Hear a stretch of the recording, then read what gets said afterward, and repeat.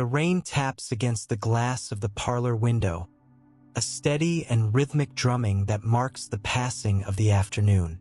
Inside, the air smells faintly of dried lavender and the wood smoke drifting from the hearth. A clock on the mantel ticks slowly, measuring time not in minutes, but in the number of stitches added to a hem. Welcome to Unwritten Axiom. I am glad you are here. If you find comfort in these quiet histories, I invite you to subscribe and join us for the stories that usually go untold. Now, let us drift back to a time of candlelight and quiet resilience, stepping into the shoes of a woman walking a solitary path in the 19th century. You sit in a chair that does not quite belong to you, in a house owned by your brother or perhaps a brother-in-law. The light is fading, turning the room a soft, bruised purple. You are 28 years old, and in the eyes of 1850s society, you have crossed an invisible line. They have many names for you, spoken in hushed tones over tea or written in the columns of ladies' magazines. Old maid, spinster, surplus woman. But here, in the quiet of the evening, you are simply yourself.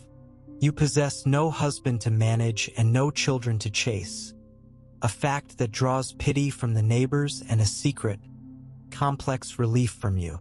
Your hands are busy with embroidery, the needle flashing silver in the firelight. This is your rent, paid in mended socks and silent utility.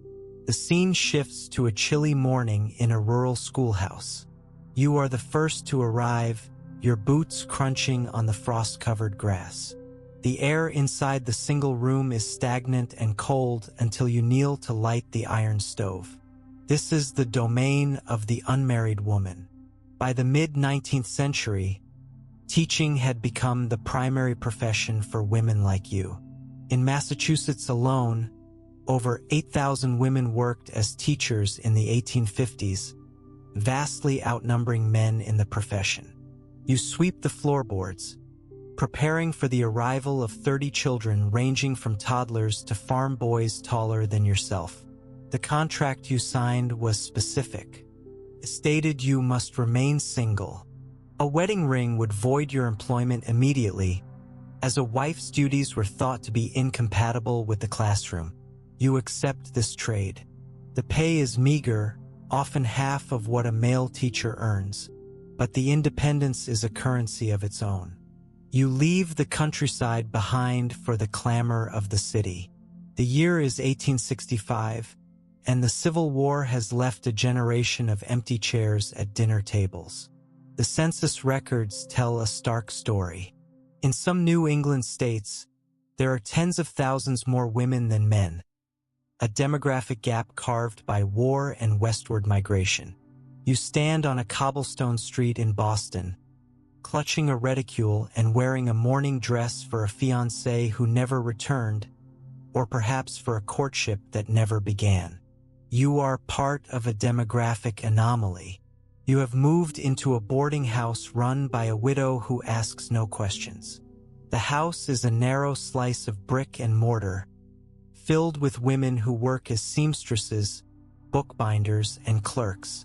The hallway smells of boiled cabbage and damp wool.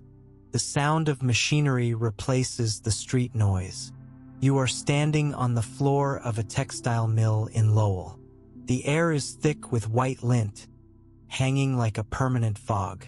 The noise is a physical weight, a roar of shuttles and gears that makes speech impossible.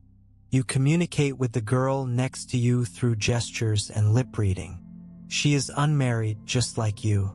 You live in a dormitory owned by the corporation, under the strict gaze of a matron who enforces curfews and church attendance. Yet, there is a pulse of energy here. You have your own wages in your pocket. You buy a literary magazine written by the factory girls. You attend a lecture on abolition in the evening. For the first time, your labor belongs to you, not to a father or a husband. Miles away, the horizon stretches out, flat and endless. You are in a sod house in the Dakota Territory. The wind never stops blowing here, rattling the heavy wooden door. You are a homesteader. Under the Homestead Act of 1862, single women were granted the right to claim 160 acres of land in their own names, a legal standing denied to their married sisters in many eastern states. You look at your hands, calloused and rough. You have built a fence, dug a well, and planted wheat. The isolation is absolute, a silence so deep it rings in your ears. Yet you look out at the sea of grass and know that every blade of it belongs to you. There is no one to tell you when to wake or what to cook. You drink coffee from a tin cup and watch the sun dip below the earth. We return to the gaslit streets of a growing metropolis. It is the late 1880s. You enter a small, well-appointed apartment shared with another woman. You met in college, perhaps Vassar or Wellesley, and have lived together for a decade. Society calls this a Boston marriage. It is a domestic partnership in everything but name. You share the rent, the household chores, and the quiet intimacy of the evening hours. There are no whispers here, only the turning of book pages and the clinking of china. You support yourselves through writing or social work, two pillars of the newly emerging middle class. You are independent entities, tethered only to each other by choice. In the southern states, the dynamic is different. You are an unmarried black woman in the chaos of Reconstruction. You work as a laundress, your arms submerged in soapy water that turns gray with the city's grime. Or perhaps you are an educator, founding a school for freed children in a church basement. You move with a caution born of necessity, navigating a society that offers you no protection. Your independence is not a luxury. It is a survival strategy. You form networks with other women, a web of aunts and cousins who watch each other's children and share resources. You are the backbone of your community, the unacknowledged architect of a new future. The atmosphere softens as we enter a hospital ward at night. The lamps are turned low. You walk between the rows of cots, checking temperatures and adjusting blankets. You are a nurse, a profession that transformed during the war from a makeshift necessity into a trained vocation. You wear the white cap and apron like a uniform. Unmarried women were preferred for this work, viewed as having the purity and dedication required for such grim tasks. You have seen things that would make a parlor guest faint, yet your hands are steady. You offer water to a feverish patient. In this space, you are not defined by who you married, but by who you save. We drift finally to a desk in a quiet room, illuminated by a single oil lamp. The year is 1899. You are writing a letter to a niece who asks for advice on her suitors. You pause, the pen hovering over the paper. The ink is black and wet. You look around your room, at the books you bought with your own money, the chair positioned exactly where you like it, the silence that you have learned to love. You dip the pen again. You do not write about loneliness. You write about the view from your window and the garden you plan to plant in the spring. You sign your name, blow gently on the paper to dry the ink, and fold the letter, sealing it with a drop of red wax.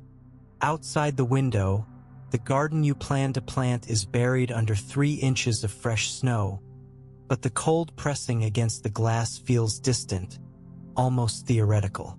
You pick up the sealed letter, its weight negligible in your hand yet heavy with intent. Standing up from the desk, you smooth the front of your skirt, a habit born of years spent ensuring you take up as little space as possible. But today, the room feels different, feels claimed. You slide the envelope into your pocket, wrap a heavy wool shawl around your shoulders, and step out into the hallway where the air is still and smells faintly of lemon polish. The walk to the post office is a study in gray and white, the sky a flat slate sheet stretched tight over the rooftops. Your boots crunch satisfyingly on the packed ice, a sharp, crisp sound that echoes in the quiet street. You pass Mrs. Higgins, who is shaking a rug from her front porch. She nods, her eyes flicking to your solitary figure, but her gaze slides off you easier now. You are 40, perhaps 45, and you have become a fixed point in the town's geography, like the old oak near the church or the iron hitching post on Main Street. You drop the letter into the brass slot, hearing the soft slide of paper against metal, sending your advice and your quiet autonomy, miles away to a niece who is just beginning to understand what you have mastered. Metal keys clack against a rubber roller in a rhythm that mimics rain, but louder and more insistent. It is 1905, and you are sitting in a high-backed wooden chair in the center of a typing pool in Chicago. The room vibrates with the collective industry of 50 women. You are a typewriter, a title that applies to both the machine and the woman operating it. The air is warm, heated by the sheer density of bodies and the radiator hissing in the corner.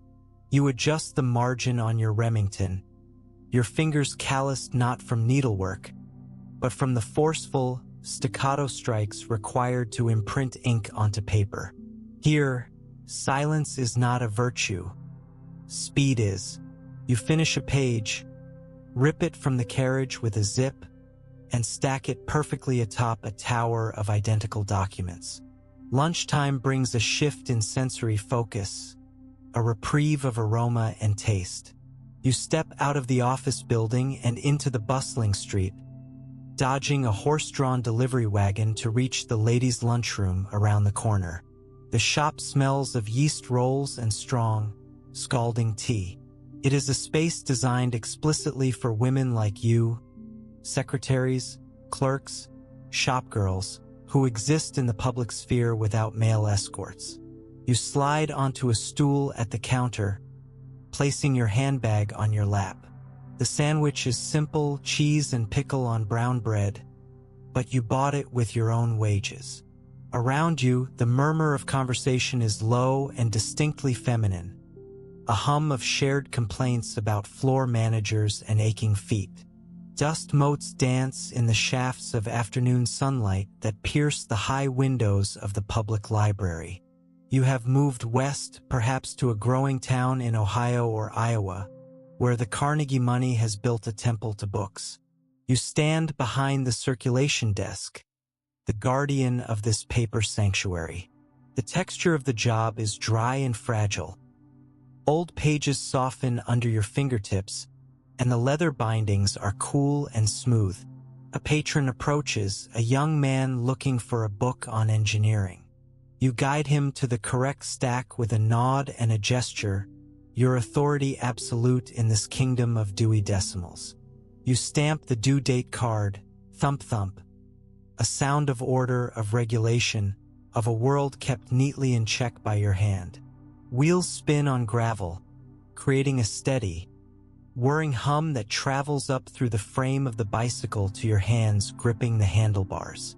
It is early evening, and the safety bicycle has given you a freedom your grandmother could not have conceptualized.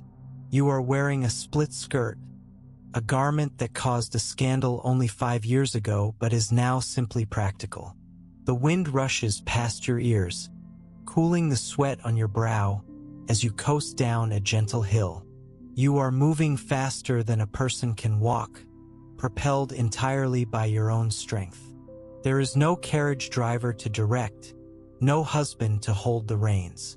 You turn left because you want to, the landscape blurring into a streak of green and brown.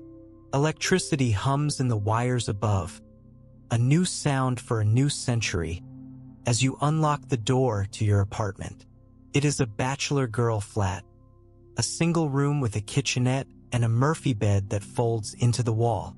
You strike a match, the sulfur flare brief and pungent, to light the gas ring on the stove. Tonight, you are cooking for one, a chafing dish recipe from a magazine that celebrates the modern single hostess. The pan sizzles as you toss in butter and eggs. You set the table with a single plate, a single fork, and a book propped open against the salt cellar. The solitude here is not empty. It is rich, filled with the quiet satisfaction of a door that locks from the inside and a lease signed in your own name. Morning light filters through the lace curtains of a hotel lobby in New York City, exclusively for women. The Martha Washington Hotel is a fortress of gentility, a place where a single woman can stay without risking her reputation. You sit in a plush velvet armchair, observing the ecosystem around you. The fabric is soft against your palms, worn smooth by thousands of other women who have sat here before you. Bellhops in skirts move luggage across the marble floor. Professional women discuss contracts in the corner. Spinsters who have outlived their families knit in groups, their needles clicking like gossip. You are a traveler now, a tourist in your own country holding a Baedeker guide with a red cover. The vibration of the train car rattles your teeth, a constant, bone-deep shaking that makes reading difficult but sleeping impossible. You are heading further west, toward the national parks that are finally opening up to tourists. The window is cool to the touch, vibrating against your forehead as you lean against it.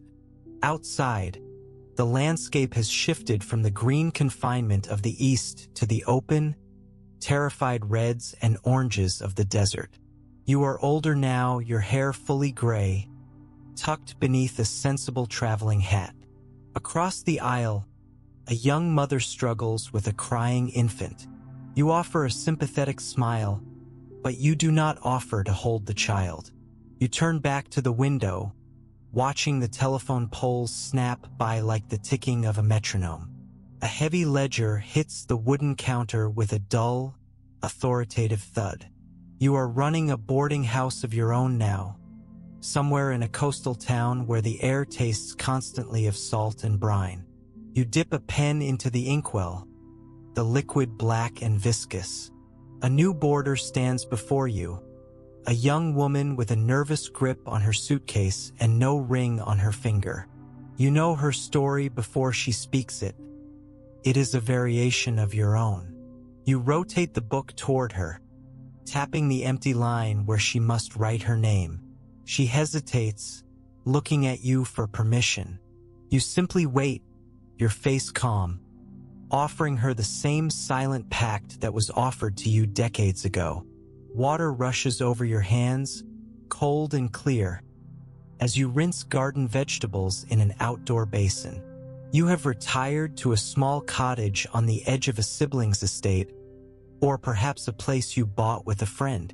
The carrots are rough with dirt, the greens crisp and snapping under your thumb. It is 1915. The world is at war across the ocean, but here the rhythms are ancient and local. You place the cleaned vegetables into a woven basket, the wicker creaking slightly. A neighbor walks by on the dirt road, pausing to ask about your tomatoes. You wipe your hands on your apron, feeling the coarse fabric, and lean against the gate. The conversation is slow, focused on rain and soil, the universal language of those who tend to things. Voices rise and fall in the parlor of a women's club, a cacophony of passionate, educated tones. You are sitting in the back row, the room warm and smelling of stale coffee and perfume. A woman at the podium is speaking about suffrage, about the vote that feels agonizingly close. You are not the speaker, you are the organizer. You hold the clipboard, the list of names, the schedule of events. The paper is smooth under your hand. You check a pocket watch, the metal case warm from your body heat. It is time to move the motion forward. You stand up, your knees protesting slightly with age, and clear your throat. The room quiets, turning toward you. You have never married, but you have gathered 1,000 daughters in this room. The smell of developer fluid is sharp and chemical, stinging your nose in the cramped darkness of a closet you have converted into a darkroom. You are an amateur photographer, documenting the changing face of your town. You use tongs to agitate the paper in the tray, watching the image emerge from the white void like a ghost taking form. First the shadows, then the trees, then the faces of your friends at a picnic last Sunday. The water in the rinse bath is tepid. You lift the print, dripping, and hang it on a line with a wooden clothespin. There is a permanence to this, a capturing of memory that does not rely on oral tradition or family Bibles. You are curating your own history. Leather reins feel rough and familiar in your gloved hands as you guide a small buggy down a country lane. You are delivering books to rural farmhouses, a traveling librarian bringing the world to women who cannot leave their kitchens. The horse snorts, tossing its head, and the leather harness jingles. The sun is high and hot, baking the dust of the road.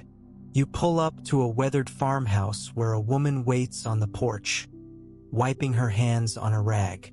She looks at the stack of books in the back of your buggy with a hunger that you recognize intimately. You climb down, your boots sinking slightly into the soft earth, and select a volume bound in blue cloth.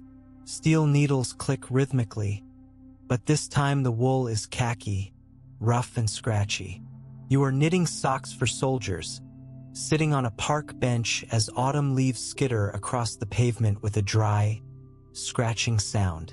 The air is cooling, carrying the scent of burning leaves. You are surrounded by other women doing the same, a silent army of knitters. You turn the heel of the sock, a complex maneuver your fingers perform without conscious thought. A boy runs past, chasing a hoop, shouting in the high, clear register of childhood. You do not look up, but your rhythm does not falter. You count the stitches under your breath, a whisper of numbers that keeps the world from unraveling. The heavy oak door of the bank swings open with a groan of expensive hinges. You walk into the lobby, the marble floor clicking beneath your sensible heels. You are here to visit your safe deposit box. The teller, a young man with slicked back hair, nods to you with deference. You are the executor of your aunt's estate, the manager of your own investments. You follow him into the vault, the air inside cool and still, smelling of old paper and copper coins. He slides the long metal box onto the table and steps back to give you privacy. You lift the lid. Inside are deeds, bonds, and a stack of letters tied with a faded ribbon. You run your thumb over the edge of the papers, checking that everything is in order. Tea steams from a porcelain cup, curling into the air in delicate white ribbons. You are sitting in a sunroom with Clara, or perhaps a Margaret, a companion who has shared your house for the last 15 years. The light is golden, the late afternoon sun slanted and forgiving. You are both reading, the silence between you comfortable and worn in, like an old sweater. She coughs softly, turning a page. You reach out and push the sugar bowl toward her without looking up. The china scrapes softly against the wooden table. It is a microscopic gesture, invisible to history, but it contains a universe of care. You are not alone. You have built a family from scratch, from proximity and patience. A sudden draft catches the edge of the newspaper you are reading, rustling the pages loudly. You are sitting on a park bench in a city square, waiting for a tram. The headline screams about the armistice or perhaps a new amendment. The world is loud, shouting its progress, but you are focused on the practical. You fold the paper, creasing it sharply. The tram arrives with a screech of metal on metal and a spark of electricity from the overhead line. You climb aboard, grasping the brass rail. The car is crowded. You pay your fare, clutching the token, and move to the center. You reach up to grab the leather strap, swaying slightly as the vehicle lurches forward, carrying you toward the next stop. Momentum shifts your weight forward as the tram grinds to a halt, the sudden deceleration pressing the leather strap into your palm. You stabilize yourself, boots finding purchase on the grooved wooden floor, and wait for the accordion doors to hiss open. Stepping down onto the pavement requires a small hop to clear the gutter, landing you squarely in the rush of the city. Automobiles are louder now, more aggressive, their horns blaring in a discordant chorus that drowns out the clip-clop of the few remaining delivery horses. You navigate the sidewalk with the practiced ease of someone who has walked these streets alone for 40 years, clutching your handbag tight against your side. Inside the school gymnasium, the air is stagnant and smells faintly of wet sawdust and nervous perspiration. A heavy iron radiator clanks in the corner, pumping out a dry, intense heat that wars with the damp November chill clinging to your wool coat. It is 1920, and the atmosphere in the room is tighter than a drum skin. You unbutton your collar, feeling the flush of the room rise to your cheeks. The line of women ahead of you is silent, standing with straight spines and serious faces, waiting for a moment that was promised to their grandmothers. You wait with them, sweat prickling beneath your high collar, until a man at a folding table finally gestures for you to approach. Shadows stretch long and thin inside the voting booth, created by a single naked bulb dangling from a frayed wire overhead. The curtain behind you cuts off the rest of the room, creating a private, illuminated capsule that feels strangely sacred. You look down at the ballot. The paper is bright white, almost blinding under the harsh electric glare. The names printed in stark, uncompromising black ink. Dust motes dance in the cone of light, swirling around your hand as it hovers over the choices. This is a visual confirmation of existence, a document that finally agrees to see you not as a relative of a man, but as a citizen in your own right. Graphite drags across the paper with a satisfying, gritty friction. You mark your X with deliberate pressure, feeling the resistance of the ballot against the rough wooden shelf beneath it. The curtain fabric brushes against your elbow, heavy velvet that has absorbed the dust of decades. You fold the paper once, twice, the crease sharp under your thumb. It feels substantial, heavier than a letter, heavier than a receipt. You run your finger over the folded edge, memorizing the tactile reality of the moment before you have to let it go. A hollow thud echoes as your ballot hits the bottom of the wooden box. The sound is final, a dull wooden note that punctuates the silence of the room like a gavel. The poll worker says nothing, just scratches a line in his ledger with the dry rasp of a steel-nibbed pen. Behind you, the curtain rings slide back on the metal rod with a sharp shink, signaling the next woman to enter.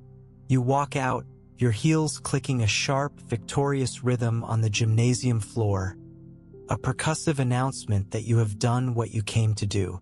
Traffic is snarled on the avenue, forcing you to weave between idling Fords and delivery trucks to reach the commercial district.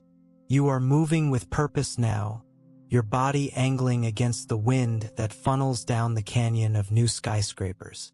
The pace of the city has quickened in the last decade. People don't stroll anymore, they march. You match their speed, dodging a newsboy who darts out from a bakery waving a paper. You are heading to work, not at a schoolhouse or a mill this time, but to a department store that spans an entire city block, a cathedral of commerce where you are no longer an anomaly but a necessity. Revolving doors spin you into the lobby, sealing out the exhaust fumes and replacing them with the climate-controlled cool of the modern interior. You work on the mezzanine level, overseeing the accounts for the ladies' wear division. The air here is conditioned, filtered, and strangely devoid of the seasons. It feels crisp, like a perpetual October morning, raising goosebumps on your arms until you slip into your knitted cardigan. You take your seat at a metal desk, the surface leaching the heat from your fingertips as you organize the morning's ledgers. Fluorescent tubes buzz overhead, casting a flat, uniform glow that banishes all shadows from the room.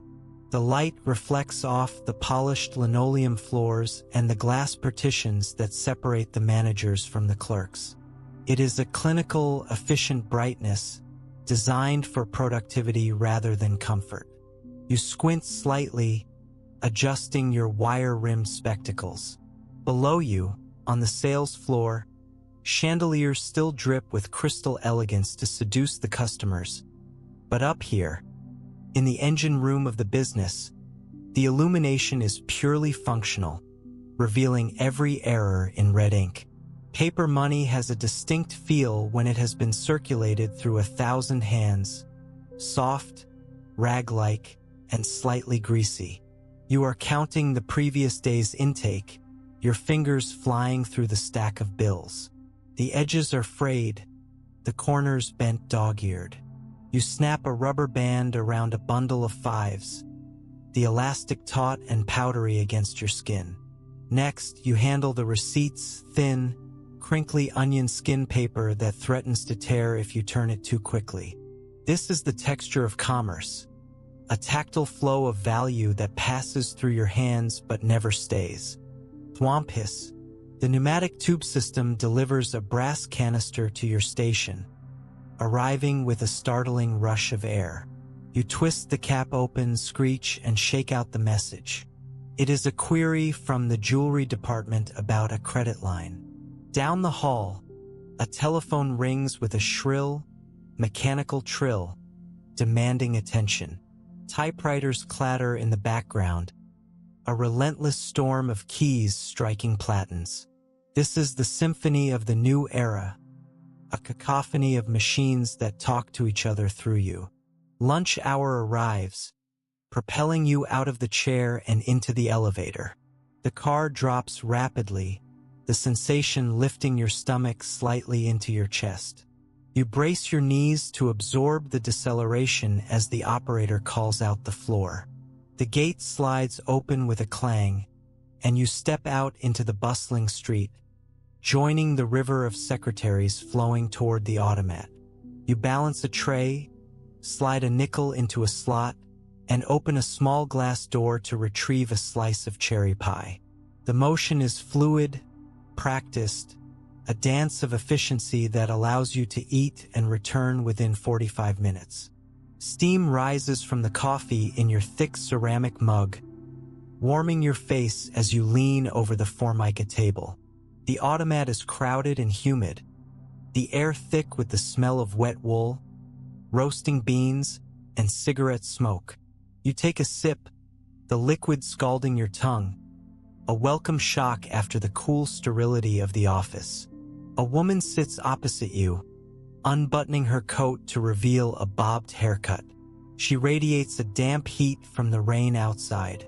You nod to each other, sharing the small, temporary warmth of the table before heading back out into the chill. Evening descends early, but the city refuses to go dark. You are walking home under the marquee of a cinema, the lights chasing each other in a dazzling, electric loop of gold and red. The bulb-studded sign reflects in the wet pavement, creating a duplicate world of shimmer beneath your feet. You pause to look at the poster. A vamp with kohl-rimmed eyes stares back. The theater lobby glows like a warm ember, inviting you in, but you walk past, the artificial daylight of the street lamps guiding you toward your own front door. Your key slides into the lock with a gritty resistance, turning the tumblers. You push the door open, the wood rough and peeling slightly near the handle. Inside, you hang your coat, the wet wool heavy and scratchy against your neck before you shed it. You reach for the mail on the hall table, a postcard from a friend who moved to California to write screenplays. The cardstock is smooth, glossy on the picture side, matte and fibrous on the back where her pencil has pressed deep indentations into the paper. You run your thumb over the postmark, feeling the ridge of the ink. Radio static hisses from the wooden box in the corner as you turn the dial, searching for a signal. A voice cuts through the crackle mid-sentence, announcing the stock market numbers in a clipped, transatlantic accent. A jazz band follows, the trumpet notes sharp and tinny through the speaker. You hum along, the sound filling the small room, pushing back the silence. Outside, a car backfires with a loud bang, startling a cat in the alley. But inside, the rhythm is steady, controlled by the turn of your hand. Sleep is still hours away, so you decide to rearrange the bookshelf. You pull the heavy volumes down, shifting their weight from one arm to the other. You kneel on the rug, stacking them by height, then by color, then by author. It is a restless energy, a need to impose order on your physical surroundings. You stand up, stretching your back, and lift a stack of encyclopedias. You slide them into place, the friction of the covers resisting, then yielding. You step back to admire the line, your body humming with the simple satisfaction of labor. A draft curls around your ankles, sneaking in from the gap beneath the door. You shiver and pull a knitted afghan over your lap as you sit in the armchair. The room is cooling down for the night, the radiator's heat fading into a memory. You wrap your hands around a hot water bottle, the rubber burning hot against your palms, a concentrated point of heat that spreads slowly up your wrists. You press it against your side, anchoring yourself in the warmth as the temperature outside drops toward freezing.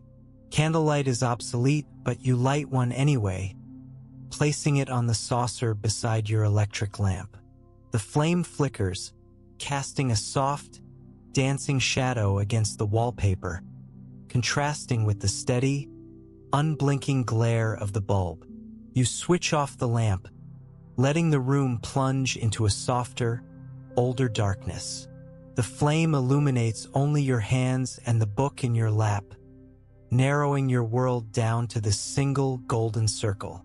You watch the wick curl and blacken, a tiny, living thing in the stillness.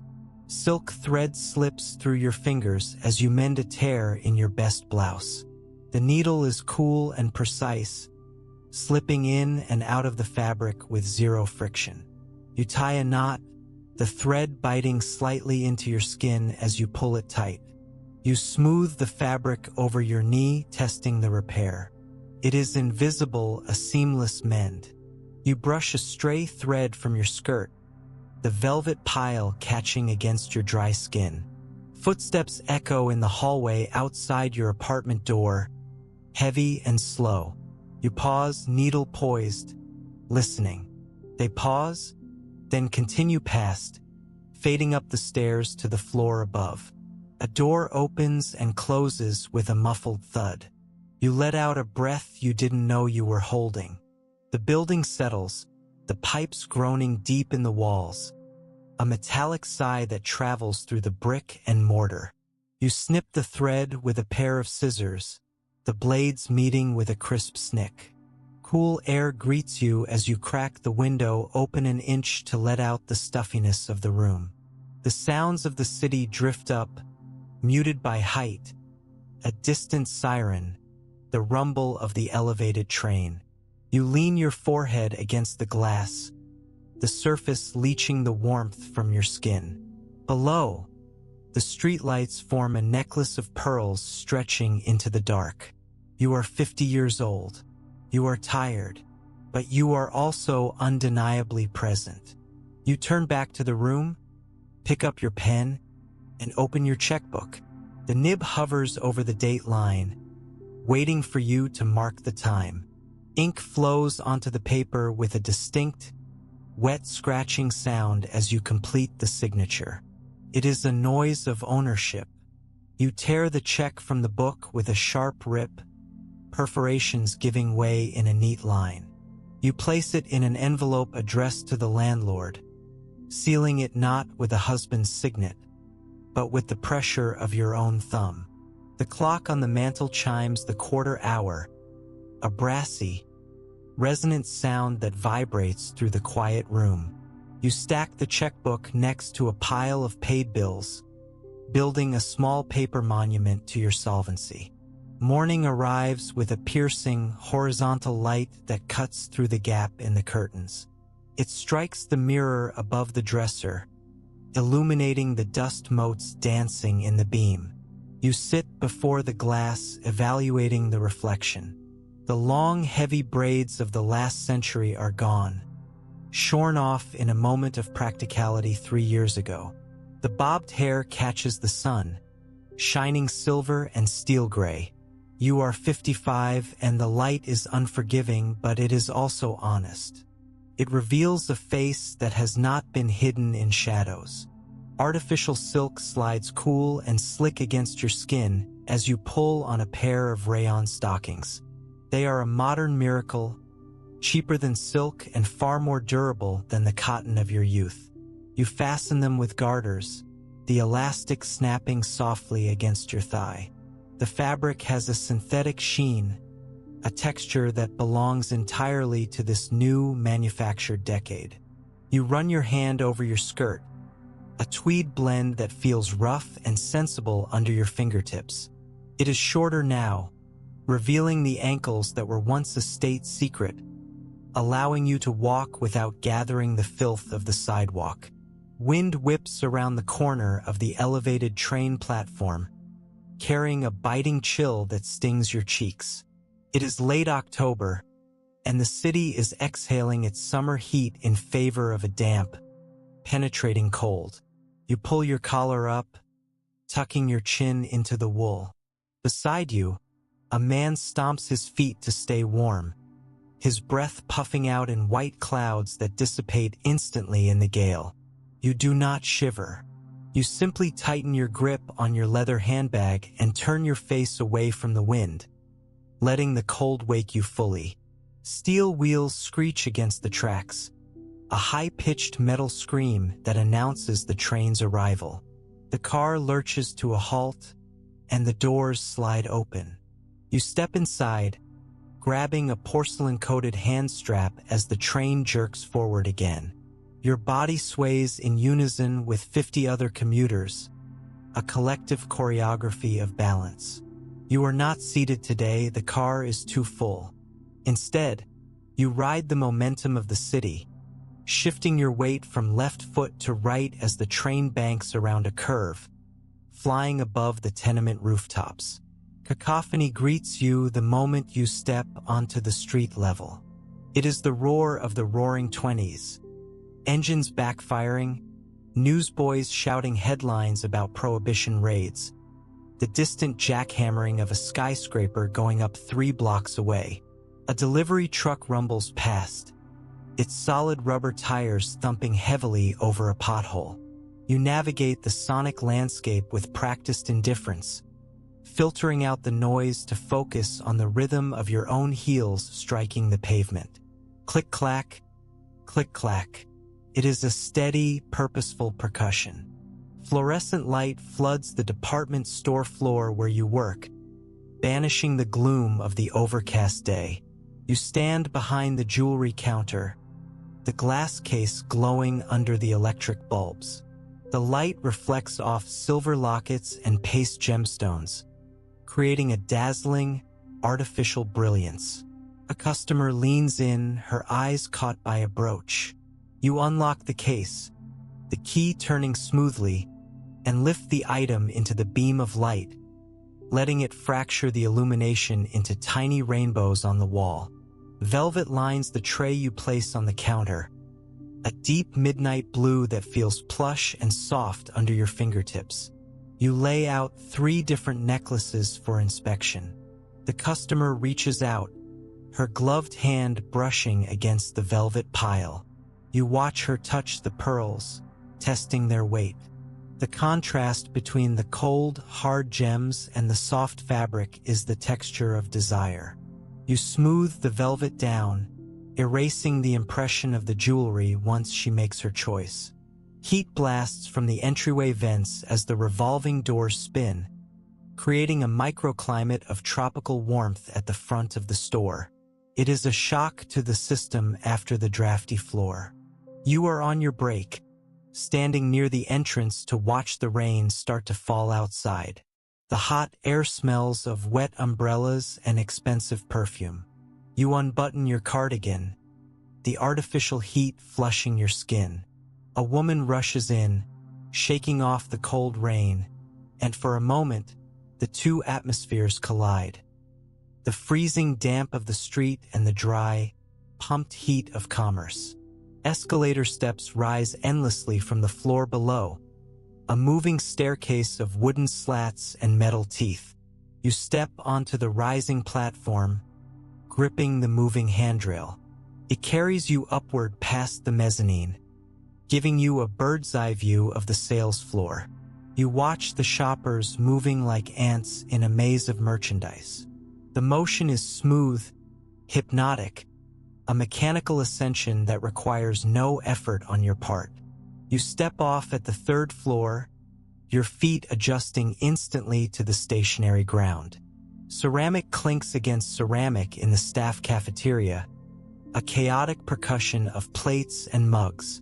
You find a seat at a long table, surrounded by other women in black dresses. The din is conversational, a low hum of gossip and complaints about aching feet. You pick up your fork, the metal tines scraping faintly against the plate as you chase a pea. A radio in the corner plays a jazz tune, the clarinet winding its way through the noise of the lunch rush. You chew slowly, listening to the syncopated rhythm of the city eating. Gray afternoon light filters through the high windows, diffused by the rain streaking the glass. It turns the cafeteria into a watercolor painting of muted tones. You look out at the building across the alley. A typist is visible in the window opposite, bathed in the same gray light, her silhouette hunched over her. Machine. She pauses, looks up, and for a second, your gazes meet across the brick chasm. Two women in glass boxes, illuminated by a sky that refuses to clear. Grease from a buttered roll leaves a faint sheen on your fingertips. You wipe them on a paper napkin, the texture rough and flimsy. You pick up a paperback book you brought from home, the cover soft and worn at the edges. It is a mystery novel, the pages pulpy and thick. You turn a page, the paper whispering against your thumb. In a world of hard surfaces, glass counters, metal coins, marble floors, the book feels organic and forgiving in your hands. Cold water from the washroom tap shocks your hands as you rinse a teacup. The plumbing in this building is old, and the water runs icy even in summer. You splash some on your face, the temperature tightening your pores and waking you from the post-lunch slump. You dry off with a towel that has been laundered too many times, leaving it thin and scratchy, but the cold water lingers on your skin, a phantom coolness that stays with you as you head back to the floor. Revolving doors spin you back out into the world at 6 p.m. The rain has stopped, but the streets are slick. You walk toward the tram stop, your stride longer now that the workday is done. A car splashes through a puddle, sending a spray of water toward the curb. You sidestep it with a dancer's agility, swinging your body behind a lamppost just in time. You resume walking, the adrenaline of the near miss adding a bounce to your step. You are not going home yet. Jazz spills out of a basement doorway, a brassy, muffled thump that vibrates in your chest before you even see the sign. It is a tea room that serves stronger things in teacups after dark. You walk down the stairs, the music growing louder, filling the stairwell with a chaotic, joyful noise. A saxophone wails, a high, piercing note that climbs above the piano. You knock on the door, a specific rhythm you learned from a friend. Rap, rap, pause, rap. Smoke hangs in the air inside, a blue haze that catches the light of the low-hanging lamps. It is dim here, intimate. The bulbs are covered in red silk shades, casting a warm, rosy glow over the tables. It softens the faces of the women sitting in pairs and groups. You find a small table in the corner. The light flickers as someone walks past, momentarily plunging you into shadow before the red glow returns. It is a world of secrets, lit just enough to be seen by those who know where to look. Condensation beads on the outside of the heavy glass mug placed before you. It looks like iced tea, but the smell is gin and lemon. You run your finger down the side of the glass, gathering the moisture. It is wet and slippery. You lift the glass, the weight substantial in your hand. The rim is thick. You take a sip, the liquid cool against your lips, contrasting with the warmth of the room. The texture of the drink is sharp, acidic, cutting through the dust of the day. Alcohol burns pleasantly in your throat, a spreading warmth that starts in your chest and radiates outward to your fingertips. You unbutton your coat, letting the ambient heat of the room reach you. It is crowded, the body heat of 50 people fighting the damp basement chill. A woman at the next table laughs, and you feel the warmth of it, a social temperature that has nothing to do with the thermometer. You relax into the chair, your muscles loosening as the gin does its work. Cards shuffle with a soft thwip thwip thwip as a woman across from you bridges the deck. You have joined a game of whist. Her hands are fast, blurring as she deals. You pick up your hand, arranging the cards in a fan. You slide the queen of spades to the front. You glance at your partner, a woman you met only 20 minutes ago. She signals you with a subtle nod. You pull a card from your fan and lay it on the table, the motion decisive. The game is in motion. Laughter erupts from the table, a bright, sharp sound that cuts through the jazz. You have won the trick. Your partner claps her hands together, the sound dry and enthusiastic. "Well played," she says, her voice husky with smoke. You laugh too, a sound you haven't used all day. Surprises you, bubbling up from your chest. The room is loud, filled with the murmur of conversation, the clinking of glass, the stomp of feet on the wooden floor. You are part of the noise now.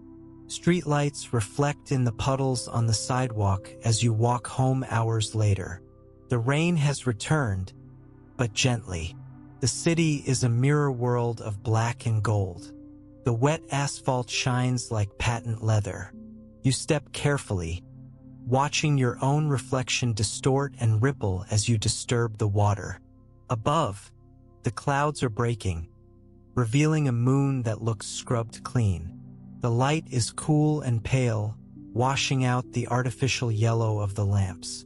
Brick feels rough under your hand as you steady yourself to unlock your building's front door. The mortar is crumbling slightly, gritty against your palm. You turn the key, the metal cold and hard.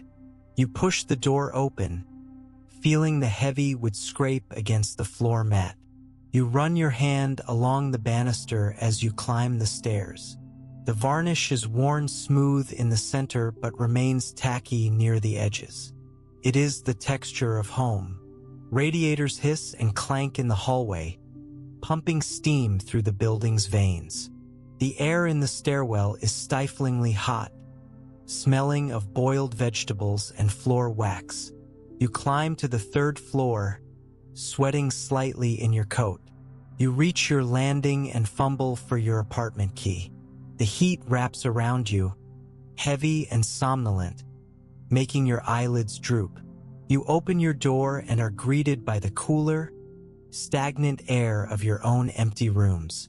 A drawer slides open with a smooth wooden glide as you put away your gloves. You move through the apartment with the muscle memory of decades. You hang up your coat, place your hat on the shelf, and unpin your hair. You shake your head, feeling the weight lift. You walk to the window to pull the shade. Your hand reaches for the cord, pausing for a moment to look out at the sleeping city. The movement is arrested, suspended in the quiet of the night. You pull the cord. The shade snaps down. Static crackles from the speaker of the Philco radio, a dry, electric frying sound that precedes the announcer's voice. He speaks of market corrections and panic selling in a tone that is too calm for the words he uses. You turn the dial, silencing the bad news with a sharp click. It is 1930. The jazz age didn't fade out. It hit a wall. You stand in your kitchen, listening to the silence that follows, a heavy, expectant quiet that seems to hang over the entire city like smoke from an extinguished fire. Pale winter sunlight stretches across the linoleum floor, highlighting the scuffs and wear patterns near the stove. It is a thin, watery illumination that offers no real warmth. You slice a piece of bread, noticing the loaf is smaller than it used to be. The light catches the knife blade, a flash of silver in the gray morning. You toast the bread on a wire rack over the burner, watching the edges brown, conserving gas by turning the flame off early. The kitchen is tidy, sparse, and paid for. Wool scrapes against your neck as you button your coat to the chin. It is the same coat you bought 5 years ago, the nap worn smooth at the elbows, the lining patched twice with silk from an old dress. You walk past a line of men waiting for soup, their shoulders hunched, their caps pulled low. You feel the rough brick of the building as you steady yourself against a gust of wind. The texture of the city has changed. It feels grittier, harder, less polished than the chrome-plated decade that just ended. A draft cuts through the library stacks where you now work part-time, chilling your ankles despite the sturdy boots you wear. The heating budget has been cut, and the radiator clanks uselessly in the corner. You rub your hands together, the friction generating a fleeting heat. A younger woman, a new hire named Dorothy, shivers visibly near the biography section. You offer her your scarf. You are 60 now, and you know how to be cold. You survived the drafty boarding houses of the 1890s. This is nothing new. Lines move slowly at the bank, a sluggish river of anxious depositors shuffling toward the tellers. You inch forward, feet aching in your sensible shoes. When you finally reach the grate, you slide your passbook under the bars. The teller's hand moves with a nervous jerkiness as he stamps the page. You withdraw only what you need for rent. The movement of money has slowed to a trickle, a hesitant exchange where everyone holds on a little too tight, fearful that the flow might stop entirely. Knocks echo on your apartment door later that evening, tentative and polite. You open it to find a woman with a suitcase, a cousin's daughter from the country, looking for work in the city. You nod and step aside. The sound of her suitcase wheels bumping over the threshold is the sound of your solitude ending. You are taking in a boarder. It is necessary. The apartment is too expensive for one, and she needs a safe harbor. You show her to the spare room, her footsteps heavy with exhaustion. Amber light from the floor lamp casts a warm circle on the rug where you both sit after dinner. It is a cozy, contained illumination that pushes back the dark of the depression. You are darning socks again. The needle flashes in the yellow light. Your new roommate reads a library book, her brow furrowed. The lamp flickers once, a reminder of the grid's instability, but holds steady. You do not speak, but the shared pool of light makes the room feel less empty. Metal ladles scrape against the bottom of a giant soup pot, a vibration you feel all the way up your arm. You are volunteering on your day off at the community kitchen. The steam from the stew makes your hair frizzy, dampened by the humid, savory air. You hand a bowl to a man who won't look you in the eye. The bread you serve alongside it is coarse, dense with bran and molasses.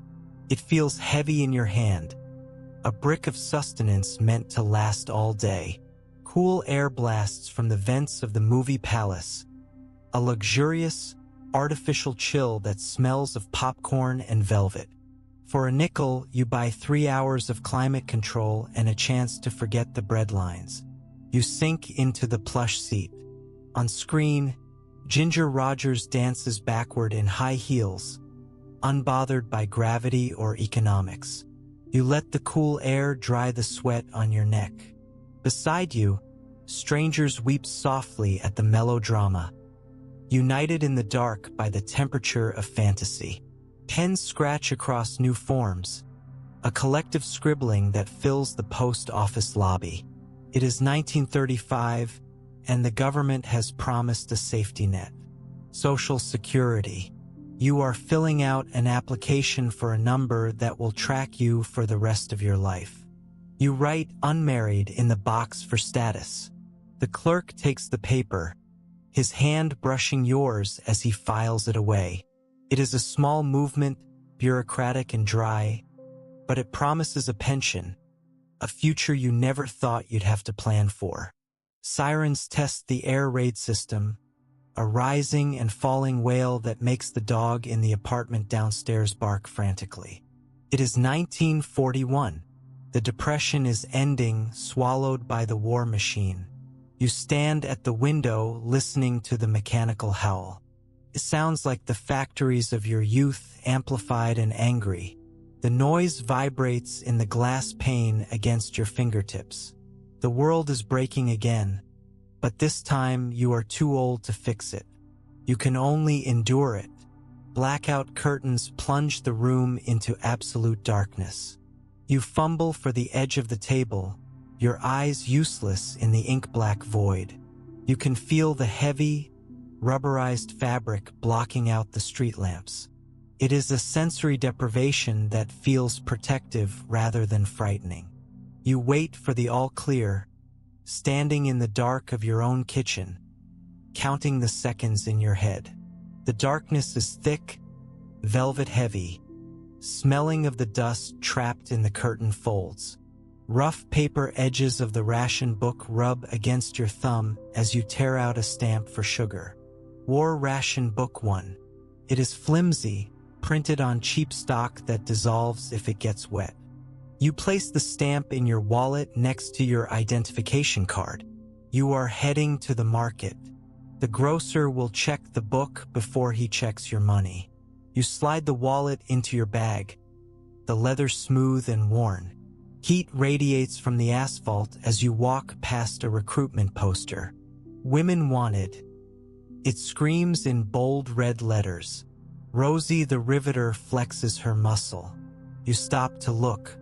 You are too old for the factory floor now, but you see the young women rushing toward the gates, lunch pails in hand. They look like you did 40 years ago in Lowell. The heat of the sidewalk burns through the soles of your shoes. You wipe your brow with a handkerchief. You are passing the torch even if they don't know who lit it. Typewriter keys clack in the office of the local civil defense board. You have volunteered to organize the files. The sound is a machine gun rhythm, familiar and comforting. You are typing lists of block wardens. The ribbon is fresh, the ink slamming onto the page in crisp, black letters. Clack, clack, ding. You slide the carriage return. The motion is automatic, a muscle memory that has survived 3 wars and 5 presidents. Afternoon sun slants through the blinds, striping the desk in bars of gold and shadow. You pause to rest your eyes. The light is filled with dust motes, swirling in the turbulence of the busy office. You watch them dance, suspended in the air. A young girl drops a stack of files, apologizing profusely. You smile. The light catches the silver in your hair, turning it into a halo of steel. You tell her it's fine. You tell her to pick them up slowly. Cardboard boxes are stacked in the hallway of your apartment building. A neighbor is moving out, drafted or relocating for war work. The boxes are rough and dusty. You run your hand along the top of one as you pass. It is taped shut, sealing a life away for the duration. The texture of departure is always the same, dry, dusty, and hurried. You adjust your own grip on your grocery bag. You are staying. You are the keeper of the building's memory. Cold rain lashes against your umbrella as you wait for the bus. The droplets drum a chaotic rhythm on the taut fabric. It is 1945. The war is ending. You can hear it in the way people talk. A cautious optimism creeping back into the vernacular. A soldier stands next to you, smoking a cigarette. The tip glows orange in the gray afternoon. He offers you a light, mistaking your hesitation for a need. You shake your head, raindrops flying from the brim of your hat. Wheels spin on the wet pavement as the bus pulls away, leaving you on the corner. You walk the last block to your building. You are 75. Your knees protest the climb to the second floor. You pause on the landing, breathing deeply. The movement of your own lungs is a labor now, a slow, deliberate expansion and contraction. You reach your door. You are home. Velvet upholstery on your favorite chair feels crushed and soft beneath your hand as you lower yourself into it. You have owned this chair for 30 years. It has shaped itself to your body. You pick up a book, the binding cracked and loose. You turn to the first page. The texture of the paper is brittle, aging along with you. You smooth the page down. You begin to read, your finger tracing the line. Radio music drifts from the apartment next door. A big band tune that sounds nostalgic already. The brass section swells, muffling the sound of the street below. You close your eyes for a moment, letting the music wash over you. It is loud, vibrant, full of a life that is moving faster than you can follow. You tap your foot just once, a tiny percussion against the rug. White light from the street lamp outside cuts a sharp rectangle across your rug. You watch it shift as a car passes, the shadow of the window frame sliding across the floor. It is a silent movie of the night. You watch the light travel up the leg of the table, illuminating a vase of dried flowers. They are stark, architectural in the stark beam. You do not move to close the curtains. You let the light stay. Coffee cools in the cup beside you, the ceramic handle cold to the touch. You pick it up, sipping the lukewarm liquid. It is bitter, rationed coffee that never quite tastes right. You swallow it anyway. The temperature is a reminder of the world's imperfections. You set the cup down. The saucer clinks, a tiny bell in the quiet room. You reach for your pen, the barrel smooth and hard plastic. You are writing a list for tomorrow. Bread, milk, stamps. The movement of writing is slower now, the letters shaking slightly. You form the B with care, closing the loops. You underscore the word milk. You lay the pen down. The ink glistens wetly for a second before drying into permanence. Steam hisses from the radiator valve, a sharp, sibilant complaint that announces the arrival of morning in 1947. It is the soundtrack of the post-war city, a mechanical wheezing that signals the boiler in the basement has finally stoked itself into life. You lie in bed for a moment longer than necessary, listening to the pipes expand with a metallic clank clank clank that travels up 4 stories of brick and mortar. Down on the street, a milk truck idles, its engine turning over with a low, rhythmic grumble that vibrates against the window pane. The world is waking up louder now, fueled by cheap gas and a hurry that wasn't there before the war. Nylon slides against your fingertips, sheer and impossibly smooth, as you unroll a fresh pair of stockings. They are no longer rationed, no longer a black market luxury traded in hushed tones, but a commodity you can buy at the drugstore for $1. You run a hand carefully up your calf, fastening the garter with a practiced snap. The material feels synthetic and cool, a man-made skin that replaced the heavy cotton and precious silk of your youth. You smooth a wrinkle at the ankle, marveling briefly at the sheer tensile strength of something so delicate, a testament to the chemistry that won the war and now dresses the peace. A bitter wind greets you at the street corner, cutting through your coat with a damp, insistent chill that seems to seep straight into your bones. It is November, and the air holds the metallic tang of impending snow mixed with coal smoke. You pull your collar tighter, burying your chin in the wool scarf you knitted 3 winters ago. The cold is different when you are 77. It feels less like a bracing challenge and more like a personal affront. You wait for the traffic light to change, watching your breath bloom in white clouds that vanish instantly, snatched away by the gusting draft from the subway grate. Metal casters rattle violently over the uneven pavement as you push a wire cart toward the entrance of the newly opened supermarket. This is a novelty, this self-service revolution where you act as your own grocer. You navigate the cart through the automatic door, which swings open with a startling hydraulic whoosh. The motion of the cart is erratic, one wheel spinning wildly in a circle, forcing you to use your wrists to keep it on a straight path. You join the flow of other women, steering your metal basket through the turnstile, drifting into the aisles like a ship seeking a harbor. Fluorescent tubes hum overhead, casting a harsh, shadowless glare that bleaches the color from your hands. The light bounces off the polished linoleum floor and the rows of tin cans stacked in geometric perfection. It is a relentless, interrogating brightness that leaves no corner of the store unlit. You squint slightly, adjusting to the visual assault.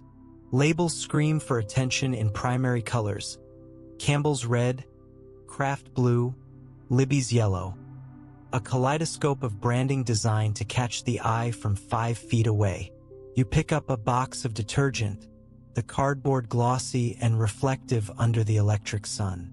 Paper bags rustle and crunch as the checkout girl packs your groceries, the sound crisp and efficient. She snaps the bag open with a flick of her wrist, thwack, and begins to nest the cans at the bottom. The cash register rings with a cheerful ding after every entry, a mechanical tally of your existence. Behind you, a baby cries, a high, thin wail that cuts through the murmur of commerce. You count out your coins, the metal clinking onto the rubber mat, paying for the convenience of modern life 1 dime at a time.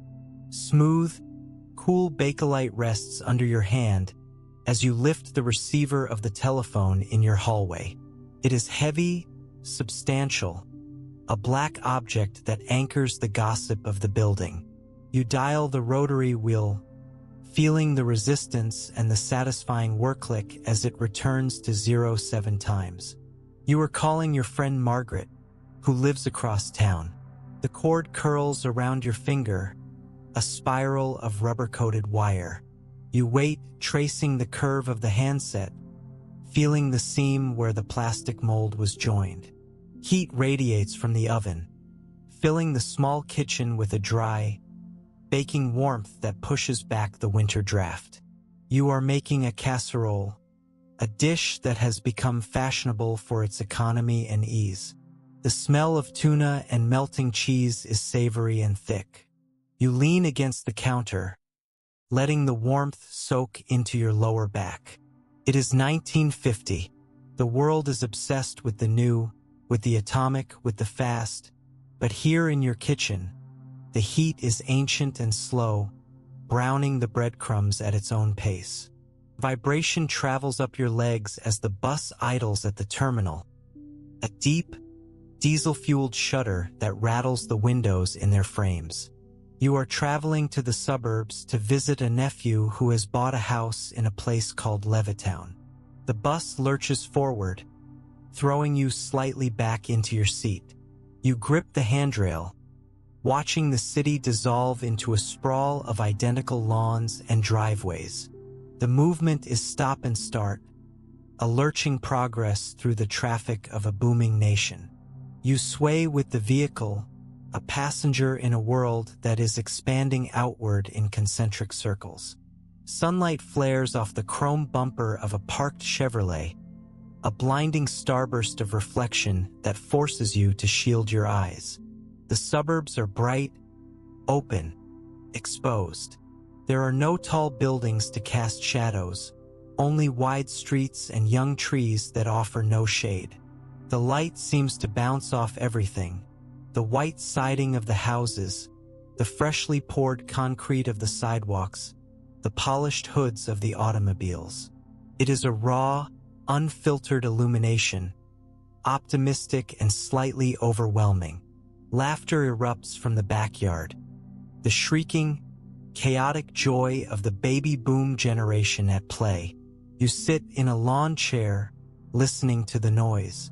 It is a wall of sound: children shouting, a dog barking, the distant hum of a lawnmower. Your nephew is grilling hamburgers, the meat sizzling loudly on the grate. This is the sound of the new American dream, loud and crowded. You smile, listening to the cacophony, grateful that you can go home to your quiet apartment when the sun goes down. Tupperware burps with a soft, plastic exhale as you seal the leftovers. Your niece hands you the container, demonstrating the airtight seal with evangelistic pride. The plastic is translucent, milky, and slightly greasy to the touch. It feels flexible, unlike the rigid glass and ceramic you have used all your life. You run your thumb around the rim, ensuring it is closed. This is the texture of the future: unbreakable, sealable, and made of oil. You place it in your satchel, a small, plastic-wrapped souvenir of the afternoon. Evening air cools your face as you wait on the platform for the train back to the city. The heat of the day has lifted, replaced by a gentle breeze that smells of cut grass and exhaust fumes. You button your cardigan, feeling the temperature drop as the sun vanishes behind the horizon. It is a relief, this cooling. The suburbs run hot with energy and expectation.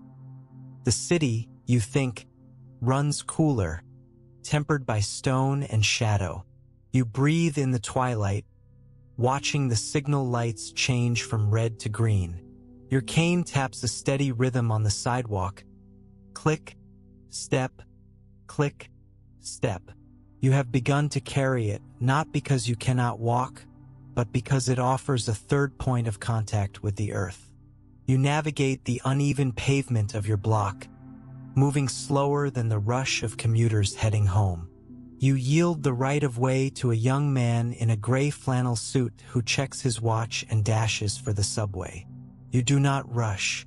You occupy your space with a deliberate slowness, a tempo set by your own knees rather than the city's clock. Blue light flickers in the window of the apartment across the alley, a ghostly, shifting glow that never steadies. Someone has bought a television set. You watch the light dance against their curtains, changing from pale blue to white to gray in rapid succession. It illuminates nothing, yet commands attention. You turn off your own lamp to watch it better, a silent observer of the electronic hearth. It is hypnotic, this box of light that has replaced the fireplace in the American living room. Static crackles, then resolves into the voice of a news anchor, booming from your neighbor's open window. He speaks of Korea, of a conflict that feels both distant and terrifyingly familiar. The tone is serious, clipped, authoritative. You can hear the undercurrent of anxiety in the broadcast, the fear of a bomb that could end all stories. You close your own window, dampening the sound, but the low murmur of the news penetrates the glass, a constant, low-frequency reminder of the world's precarious balance. Rough wool of the blanket scratches your hand as you pull it up to your chin. You are lying on the sofa, resting your eyes in the middle of the afternoon. The fabric is old, an army surplus blanket from the last war, or maybe the one before that. It is durable, scratchy, and warm. You run your fingers over the weave, feeling the knots and imperfections. It is a tactile map of survival, a coarse barrier against the draft that sneaks in from the hallway. A feverish heat rises in your chest, a sudden flush that has nothing to do with the room's temperature. You sit up, catching your breath. It is 1953, and your heart has developed a flutter, a bird trapped in a ribcage. You press a hand to your sternum, feeling the erratic heat of your own pulse.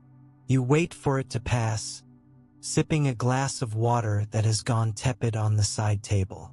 The flush recedes, leaving you cool and damp, reminded of the fragility of the machinery. Hinges squeak on the heavy oak door of the church as you push it open. You are not particularly devout, but the church is quiet on a Tuesday morning. You step inside, the heavy wood closing behind you with a dull thud. You walk down the aisle, the movement echoing in the empty nave. You slide into a pew, the wood hard and polished beneath you. You sit still, letting the silence settle around you. You are not praying exactly. You are resting in a place where no one expects you to be productive. Dust motes spiral in the shafts of light falling from the stained glass windows. They are colored now red, blue, gold, turning the air into a suspended mosaic. You watch a single speck of dust drift through a beam of ruby light, turning crimson for a second before vanishing into the shadow. It is a private light show played out in silence. You tilt your head back, letting the colored light wash over your face, tinting your vision. The organ begins to play, a sudden, chest-vibrating chord that startles you. The practice session has begun.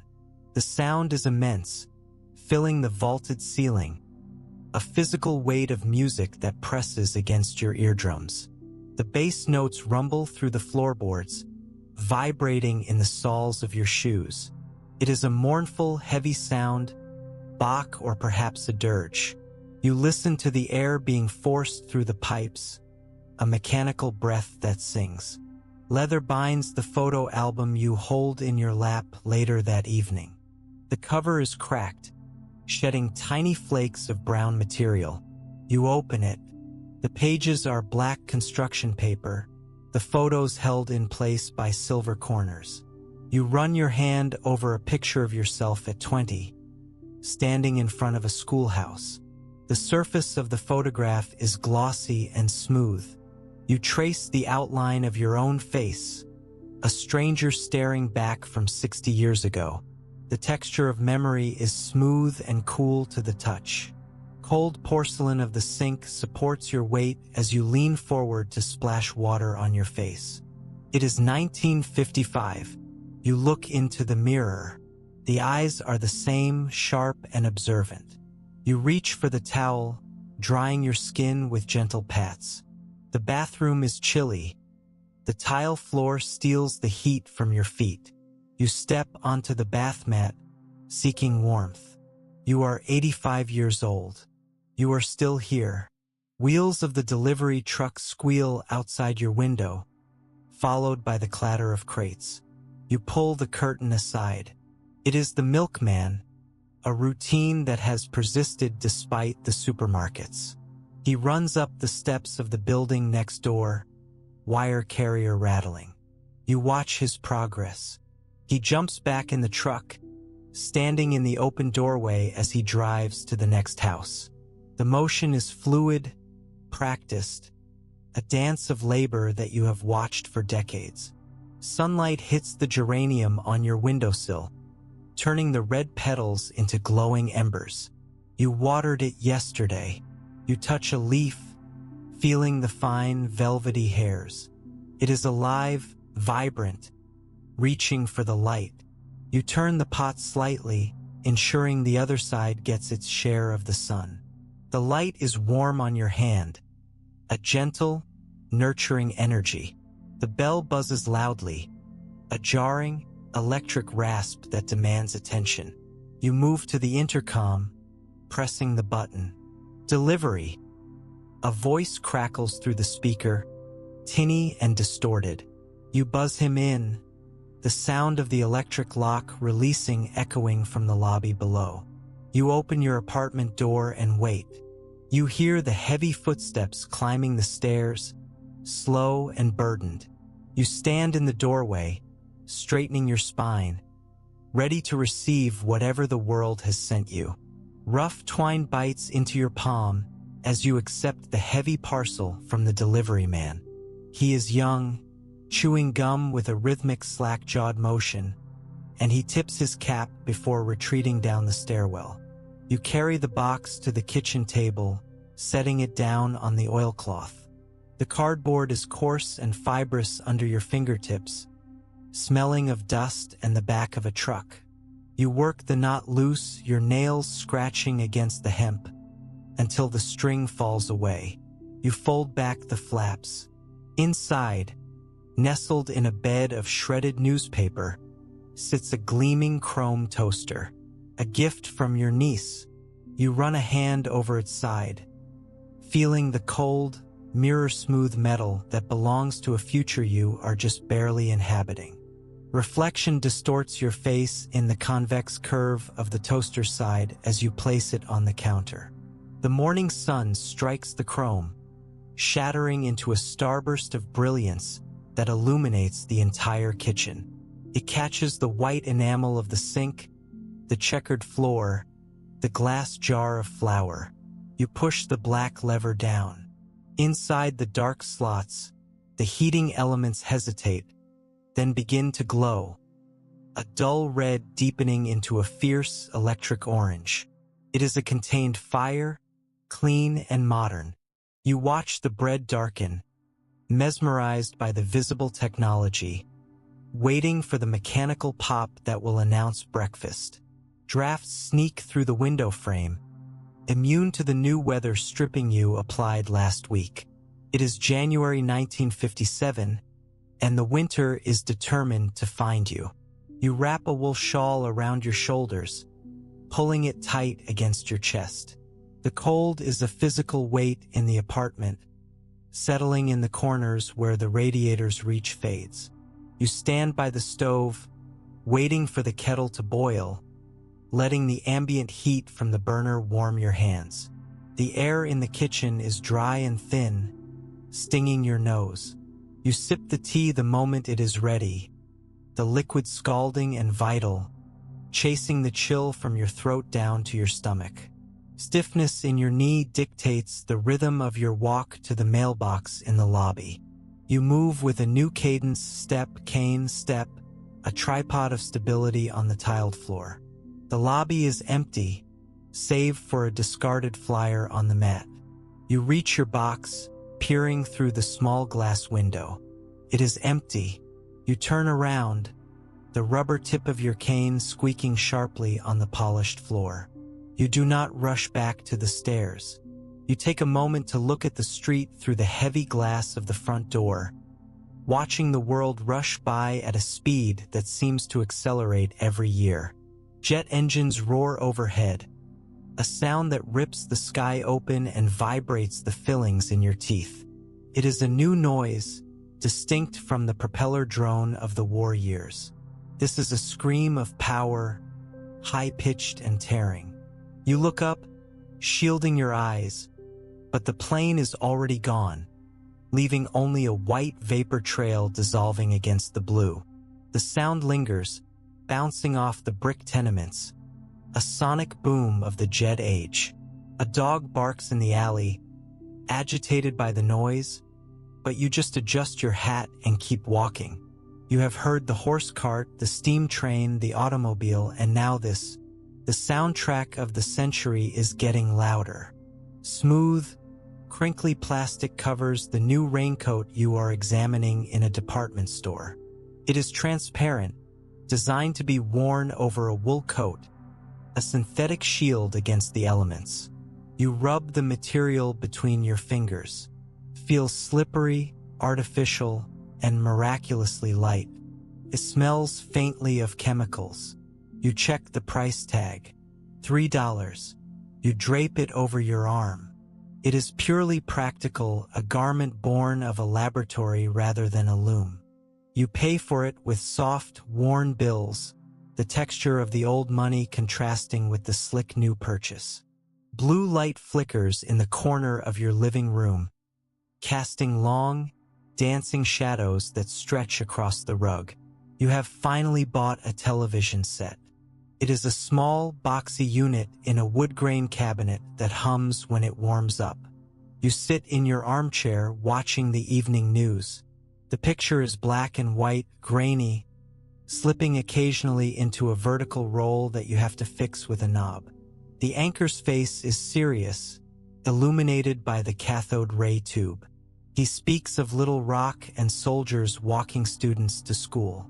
The light from the screen paints your hands in shades of gray, turning your living room into a theater of the present moment. Rough twine bites into your palm as you accept the heavy parcel from the delivery man. He is young, chewing gum with a rhythmic slack-jawed motion, and he tips his cap before retreating down the stairwell. You carry the box to the kitchen table, setting it down on the oilcloth. The cardboard is coarse and fibrous under your fingertips, smelling of dust and the back of a truck. You work the knot loose, your nails scratching against the hemp, until the string falls away. You fold back the flaps. Inside, nestled in a bed of shredded newspaper, sits a gleaming chrome toaster, a gift from your niece. You run a hand over its side, feeling the cold, mirror-smooth metal that belongs to a future you are just barely inhabiting. Reflection distorts your face in the convex curve of the toaster's side as you place it on the counter. The morning sun strikes the chrome, shattering into a starburst of brilliance that illuminates the entire kitchen. It catches the white enamel of the sink, the checkered floor, the glass jar of flour. You push the black lever down. Inside the dark slots, the heating elements hesitate, then begin to glow, a dull red deepening into a fierce electric orange. It is a contained fire, clean and modern. You watch the bread darken, mesmerized by the visible technology, waiting for the mechanical pop that will announce breakfast. Drafts sneak through the window frame, immune to the new weather stripping you applied last week. It is January 1957, and the winter is determined to find you. You wrap a wool shawl around your shoulders, pulling it tight against your chest. The cold is a physical weight in the apartment, settling in the corners where the radiator's reach fades. You stand by the stove, waiting for the kettle to boil, letting the ambient heat from the burner warm your hands. The air in the kitchen is dry and thin, stinging your nose. You sip the tea the moment it is ready, the liquid scalding and vital, chasing the chill from your throat down to your stomach. Stiffness in your knee dictates the rhythm of your walk to the mailbox in the lobby. You move with a new cadence, step, cane, step, a tripod of stability on the tiled floor. The lobby is empty, save for a discarded flyer on the mat. You reach your box, peering through the small glass window. It is empty. You turn around, the rubber tip of your cane squeaking sharply on the polished floor. You do not rush back to the stairs. You take a moment to look at the street through the heavy glass of the front door, watching the world rush by at a speed that seems to accelerate every year. Jet engines roar overhead, a sound that rips the sky open and vibrates the fillings in your teeth. It is a new noise, distinct from the propeller drone of the war years. This is a scream of power, high-pitched and tearing. You look up, shielding your eyes, but the plane is already gone, leaving only a white vapor trail dissolving against the blue. The sound lingers, bouncing off the brick tenements, a sonic boom of the jet age. A dog barks in the alley, agitated by the noise, but you just adjust your hat and keep walking. You have heard the horse cart, the steam train, the automobile, and now this. The soundtrack of the century is getting louder. Smooth, crinkly plastic covers the new raincoat you are examining in a department store. It is transparent, designed to be worn over a wool coat, a synthetic shield against the elements. You rub the material between your fingers. Feels slippery, artificial, and miraculously light. It smells faintly of chemicals. You check the price tag. $3. You drape it over your arm. It is purely practical, a garment born of a laboratory rather than a loom. You pay for it with soft, worn bills, the texture of the old money contrasting with the slick new purchase. Blue light flickers in the corner of your living room, casting long, dancing shadows that stretch across the rug. You have finally bought a television set. It is a small, boxy unit in a wood-grain cabinet that hums when it warms up. You sit in your armchair watching the evening news. The picture is black and white, grainy, slipping occasionally into a vertical roll that you have to fix with a knob. The anchor's face is serious, illuminated by the cathode ray tube. He speaks of Little Rock and soldiers walking students to school. The light from the screen paints your hands in shades of gray, turning your living room into a theater of the present moment. Humid air presses against your skin as you sit on the fire escape, a practice you haven't indulged in years. The summer of 1959 is a suffocating blanket of heat that refuses to lift even after sunset. The metal grating is still warm beneath you, radiating the day's sun back into the night. You fan yourself with a folded newspaper, the air moving sluggishly against your damp neck. Below, the city breathes, a hot, exhaust-filled exhalation. You can feel the sweat trickling down your back. You watch a moth batter itself against the street lamp, drawn to the heat, just as you are trapped in it. Balance is a negotiation now as you step off the curb to cross the avenue. A young man in a hurry brushes past you, knocking your shoulder. You stumble, your heart lurching in your chest, but you plant your cane and hold your ground. He shouts a quick apology over his shoulder without stopping. You straighten your coat. You wait for the light to change, watching the walk signal illuminate. You step forward, chin up, moving into the crosswalk with deliberate claiming steps. You are 89 years old, and you refuse to be knocked over by the rush of youth. Sirens wail in the distance, a rising and falling modulation that spirals closer.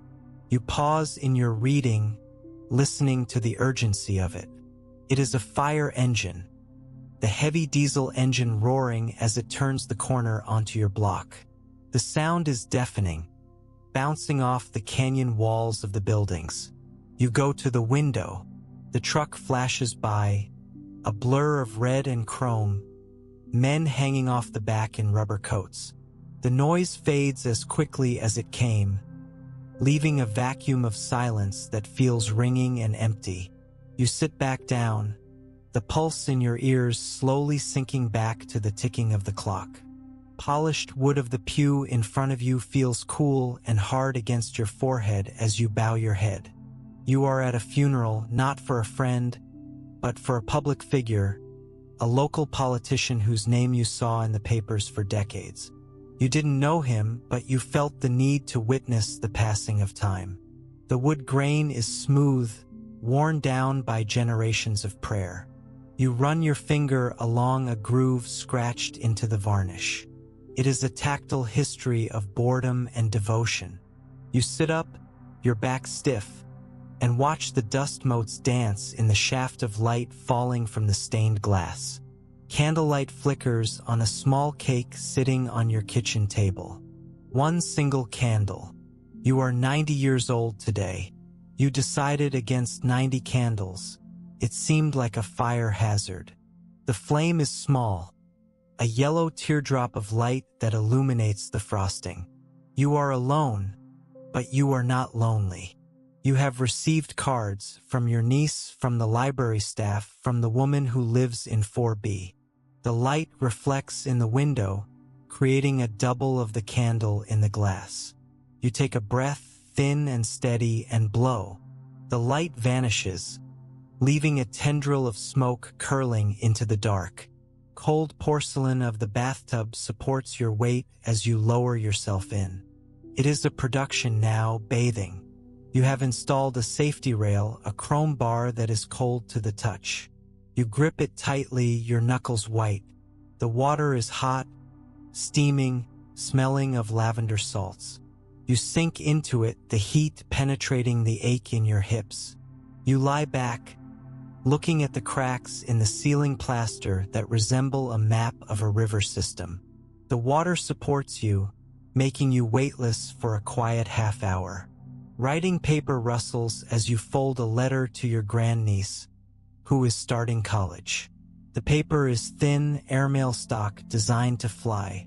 Your handwriting has become spidery, the ink skipping in places where your hand didn't press hard enough. You fold the sheet in thirds.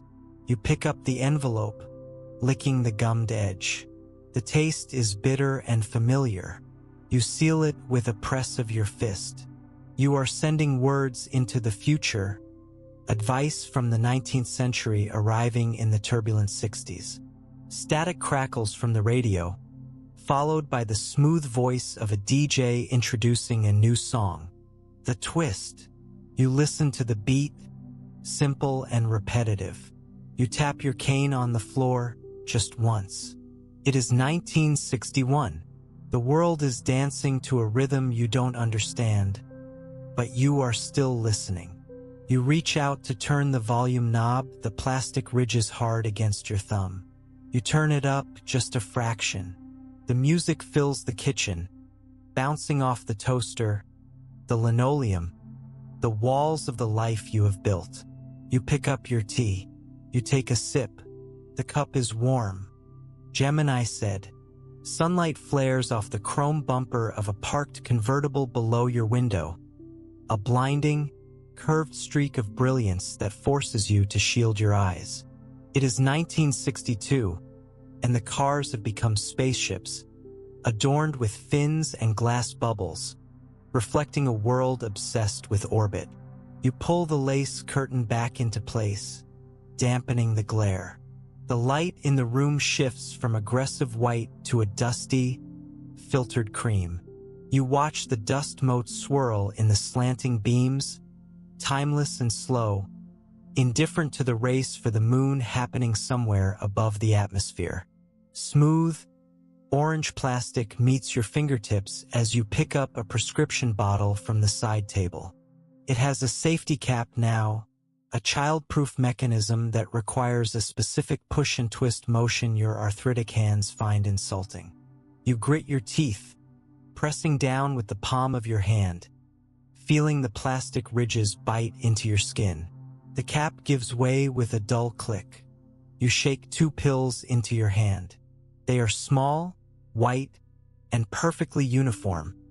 A daily communion with the pharmaceutical industry that keeps your heart beating in rhythm with the decade. Drafts from the hallway seem colder this year, carrying a damp chill that settles in your knees and refuses to leave. You wrap a knitted Afghan tighter around your legs as you sit in the heavy armchair. It is October, and the newsmen on the television are talking about Cuba and missiles and a blockade. The air in the apartment feels thin, charged with a static anxiety that reminds you of 1917 and 1941, but silent. You rub your arms, generating friction, trying to warm the blood that seems to move slower than it used to. The cold isn't just in the room.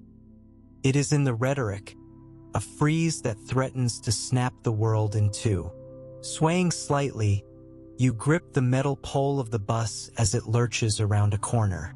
You are heading to the clinic for a checkup. The bus is crowded with young people, their energy frenetic and loud. A girl with iron-straight hair and a short skirt offers you her seat. You take it, the movement of sitting down a controlled collapse into the vinyl upholstery. The bus accelerates, throwing you gently back against the seat. You watch the city blur past the window, new glass towers rising where brick walk-ups used to stand, a landscape rewriting itself in real time. Hammers ring out like gunshots from the construction site across the street from the doctor's office. Clang, clang, clang. It is the rhythm of urban renewal. Men in hard hats walk steel beams high above the pavement, shouting instructions that drift down as faint, distorted cries. You pause on the sidewalk, listening to the cacophony. It is a violent sound, the breaking of the old to make way for the new, a constant, grinding soundtrack that has followed you from the horse-drawn carriage era to the jet age. Fluorescent tubes hum and flicker in the waiting room, casting a green-tinged pallor over the faces of the other patients. You pick up a magazine from the table. Life. The cover features a grainy photo of an astronaut. The paper is glossy, reflecting the overhead glare so sharply you have to tilt it to read the captions. You look at the pictures of capsules and splashdowns. It looks like fiction. You close your eyes for a moment, letting the afterimage of the bright white pages fade behind your eyelids. Crinkled paper of the exam table rustles loudly every time you shift your weight. It is a dry, disposable sound, lacking the dignity of the cloth sheets they used to use. The doctor is young, barely older than your grandnephew, with hands that are smooth and quick. He listens to your chest with a stethoscope that feels cold against your skin. You stare at the acoustic tiles on the ceiling, counting the perforations, tracing the patterns of fissures while he murmurs numbers and notes. Heat rises from the pavement in shimmering waves as you step back outside. The unseasonable warmth of late autumn feels oppressive, thick with exhaust fumes and the smell of tar. You unbutton your coat, letting the heavy wool fall open. A bead of sweat trickles down your temple. The city is a heat island, trapping the sun's energy in its concrete bones. You walk slowly toward the pharmacy, seeking the refuge of shade under the awnings of the storefronts. Traffic stops for you, a rare deference granted by your white hair and the cane you now wield like a scepter. You cross the avenue, stepping carefully over the gap between the curb and the asphalt. A taxi driver honks, a short, impatient blast, but you do not speed up. You cannot. You focus on the placement of your feet, the swing of the cane, the transfer of weight. You reach the other side and step up onto the sidewalk, a small victory of navigation in a world built for speed. Static hisses from the television set later that evening, a white noise that precedes the broadcast. You are waiting for the news. It is November 1963. The anchor's voice breaks, a crack in the professional veneer that chills you more than the winter wind. You lean forward, clutching the arms of your chair.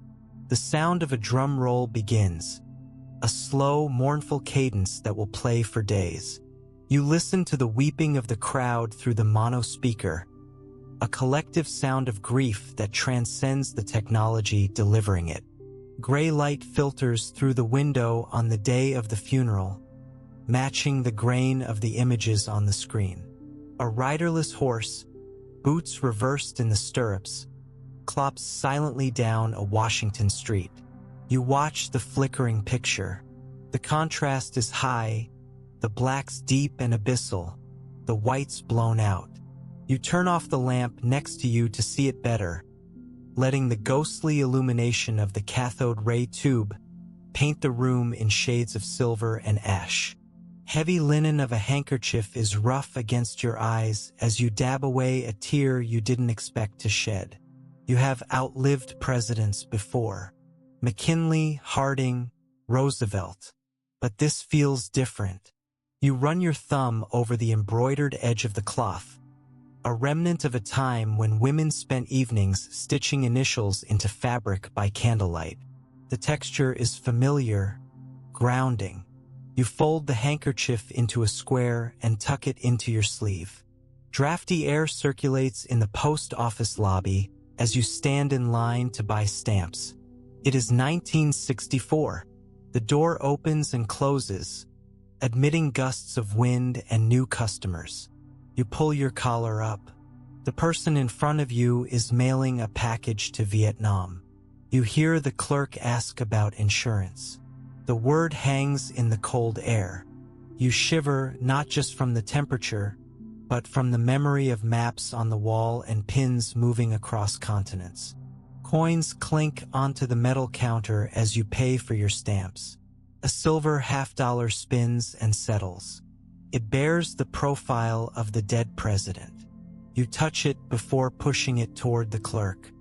The metal is cool and hard, the relief of the hair and jawline sharp under your fingertip.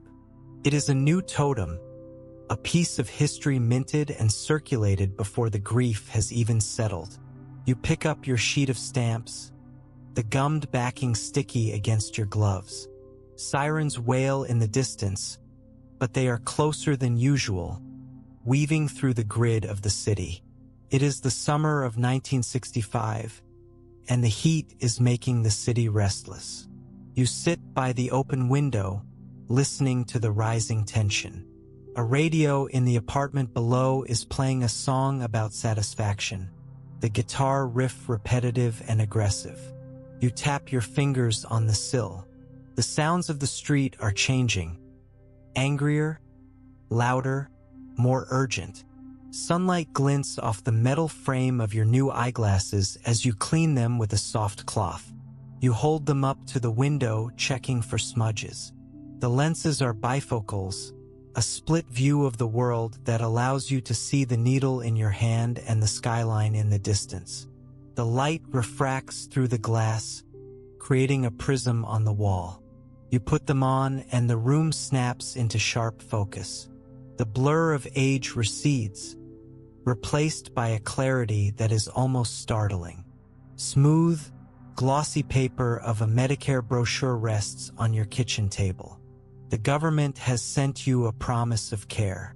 You run your hand over the cover, feeling the slick surface. It is red, white, and blue. You open it, the pages stiff and resisting.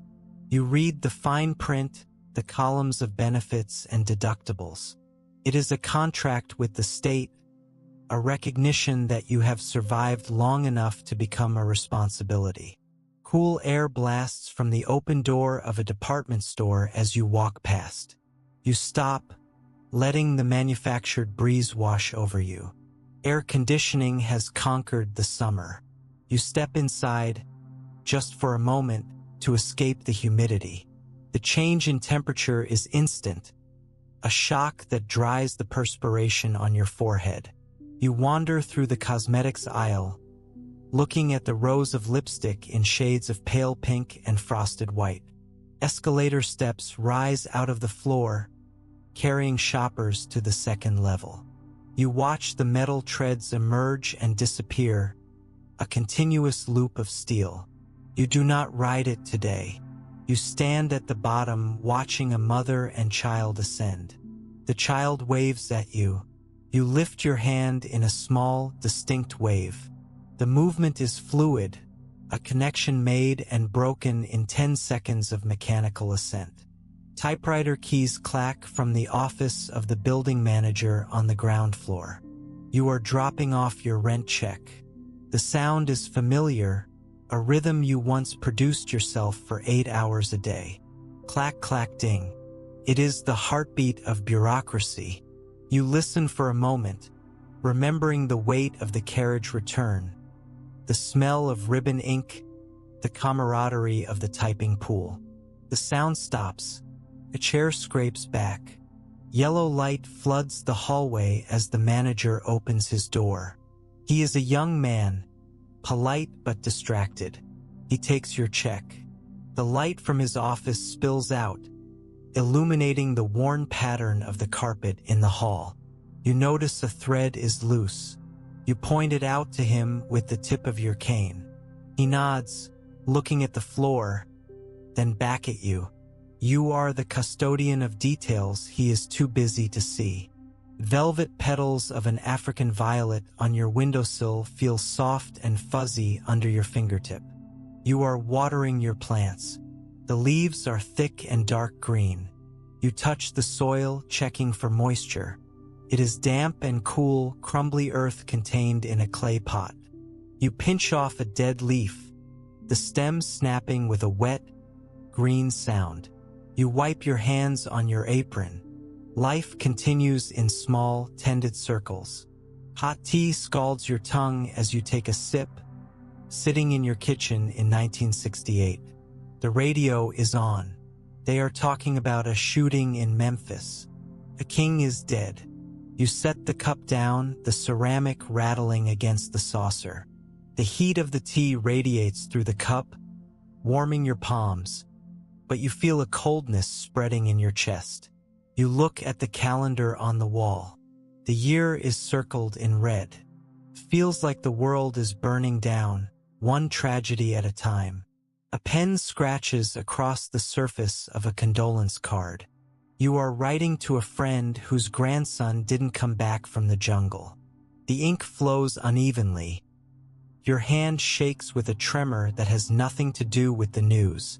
You force the letters to stand straight. Deepest sympathy.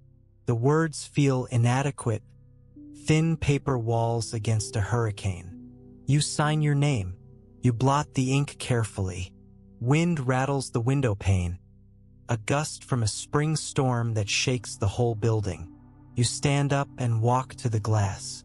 Rain is slashing against the street, turning the neon sign of the drugstore across the way into a blurred smear of red and blue. You watch the people below running for cover, newspapers held over their heads. You press your hand against the glass. It is cold and vibrating. You are inside, dry and watching. You have always been watching. The elevator gears grind and whine as the car ascends to your floor. You are waiting in the hallway, leaning on your cane. The sound is a low, mechanical groan that echoes in the shaft. The arrow above the door lights up. 3, 4, 5. The doors slide open with a hiss. You step inside, pressing the button for the lobby. The car descends, dropping you gently through the layers of the building, down toward the street and the noise and the year that refuses to end. Worn marble of the lobby floor meets the rubber tip of your cane with a dull, reassuring thud. You cross the expanse, the air smelling of floor wax and old mail. The heavy glass door pushes back against your hand, a resistance you have fought for 30 years, but you lean your shoulder into it. The metal frame is cool and gritty with city dust. You step out onto the sidewalk, your shoe sole catching briefly on the uneven concrete before finding purchase. The city feels harder now, paved over and built up, a landscape of surfaces that refuse to yield to the soles of your feet. Blue-white flickering fills the window of the appliance store on the corner, drawing a crowd that spills off the curb and into the street. It is July 1969, and the night is pushed back by the glow of 20 television sets stacked in a pyramid. You stop at the edge of the group, peering between the shoulders of strangers. On the screens, a ghostly white figure descends a ladder in low gravity. The light reflects in the eyes of a young boy standing next to you, turning his irises into tiny, orbiting moons. You look up at the real moon, hanging small and silent above the streetlights, then back at the screen. It seems impossible that the same object is in both places, held in the sky by physics and in this window by a cathode ray tube. Static crackles from a transistor radio held by a teenager with long hair, filling the silence of the awestruck crowd. One small step, the voice says, distorted by distance and technology. A cheer goes up, ragged at first, then swelling into a roar that bounces off the brick tenements. Car horns join in, a dissonant blare of celebration. You do not cheer. You listen to the sound of the world expanding, a noise that is jubilant and terrifying.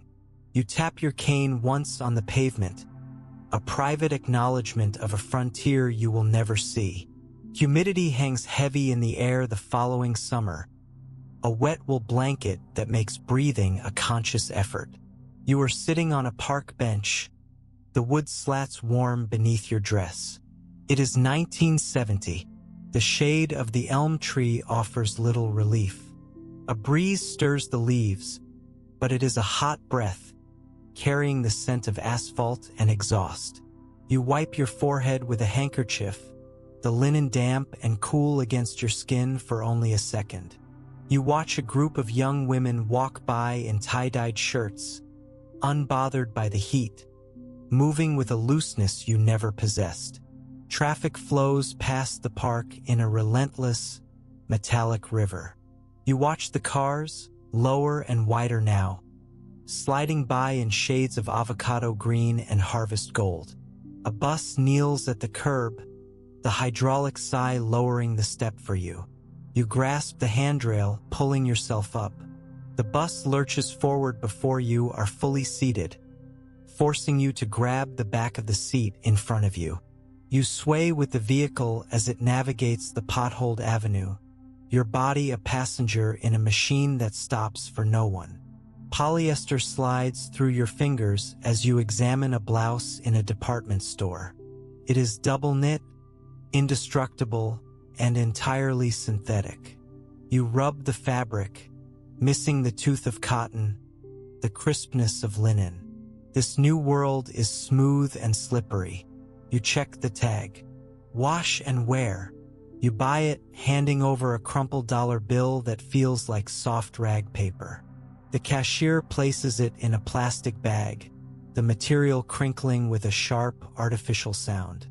Fluorescent strips buzz overhead in the grocery aisle, casting a flat, clinical glare on the rows of frozen dinners. You are looking for something simple. The light reflects off the aluminum foil trays of TV dinners. You pick one up, Salisbury steak. The foil is cold and crinkled. The picture on the box is bright and saturated, promising a meal that requires no fire, only heat.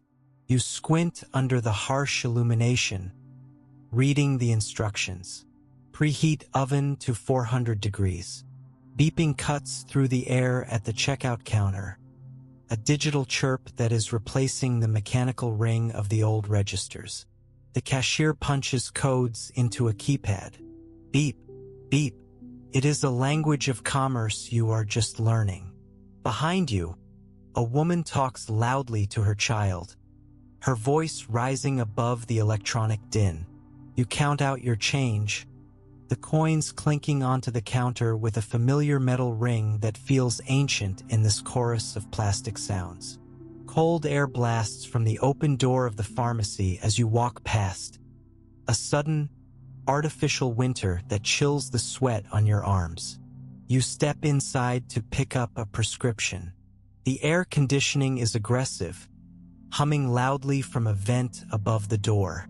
You button the top button of your cardigan.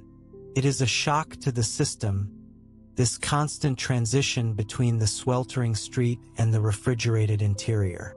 You stand at the counter, shivering slightly, waiting for the pharmacist to call your name. Revolving doors spin you back out onto the sidewalk, depositing you into the rush hour crowd.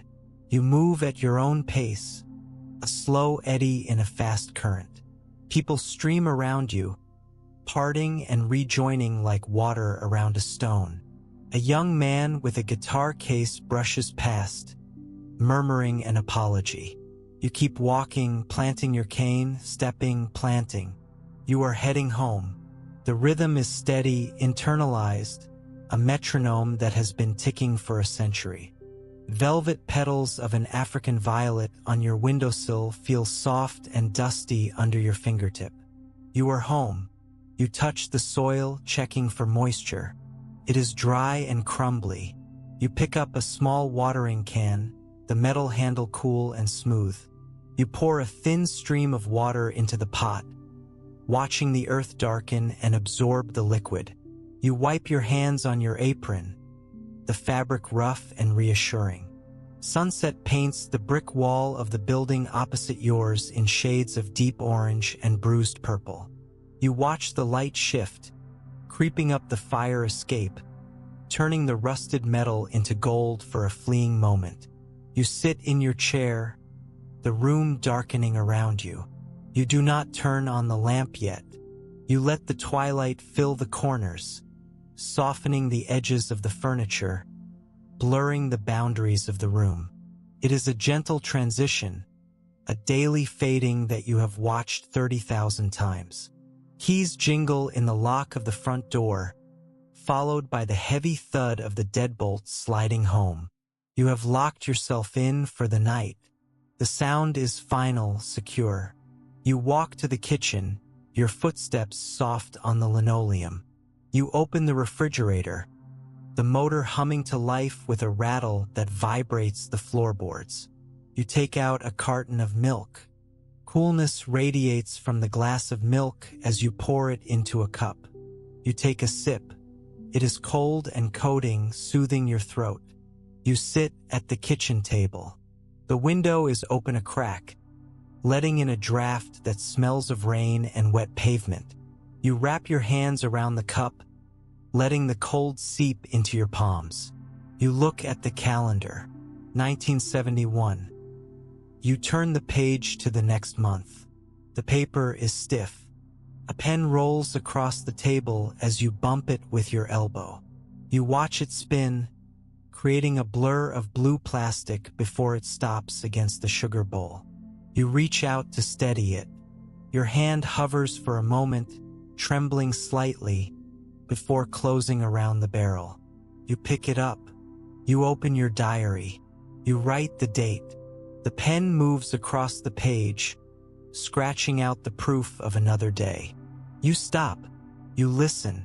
The city is breathing outside. You are breathing with it. Yellow sunlight filters through the smog-hazed window of 1972, casting a bruised, ochre square onto your kitchen table. It illuminates the dust motes swirling in the stagnant air, revealing them as tiny, suspended galaxies of debris. You sit with your morning coffee, watching the light crawl imperceptibly across the oilcloth. The city outside has changed color. The crisp blues and grays of your youth have been replaced by this heavy, particulate gold that hangs over the skyline. You squint slightly, your eyes watering not from emotion, but from the brightness that seems sharper, harder than it used to be. You reach out and shift the sugar bowl into the shadow, protecting it from the glare. Rough, pebbled plastic of a milk crate digs into your fingers as you lift it aside to reach the bottom shelf at the bodega. You are shopping for essentials. The crate is scratched and grimy, a utilitarian object that has replaced the wooden boxes of the past. You grasp a carton of milk, the wax-coated cardboard slick and cold under your thumb. It feels flimsy compared to the glass bottles you handled for 80 years, but it is lighter. You place it in your wire basket. The handle of the basket is thin metal, biting slightly into your palm as you navigate the narrow, cluttered aisle stacked high with cans of soup and boxes of detergent. Heat blasts from the open door of a laundromat as you walk past, a sudden, humid exhaling of dryer lint and detergent steam. It is a humid July afternoon, and the sidewalk feels like a griddle. You stop for a moment, letting the hot, soapy air wash over you. It smells of artificial lemon and bleach. You wipe a bead of sweat from your upper lip with a tissue. The heat in the city is trapped between the buildings now, radiating from the concrete long after the sun goes down. You adjust your collar, pulling the fabric away from your damp skin, and continue your slow march toward the shade of the awning ahead. Sirens wail in a discordant chorus from 3 blocks over, a rising and falling scream that barely registers as unusual anymore.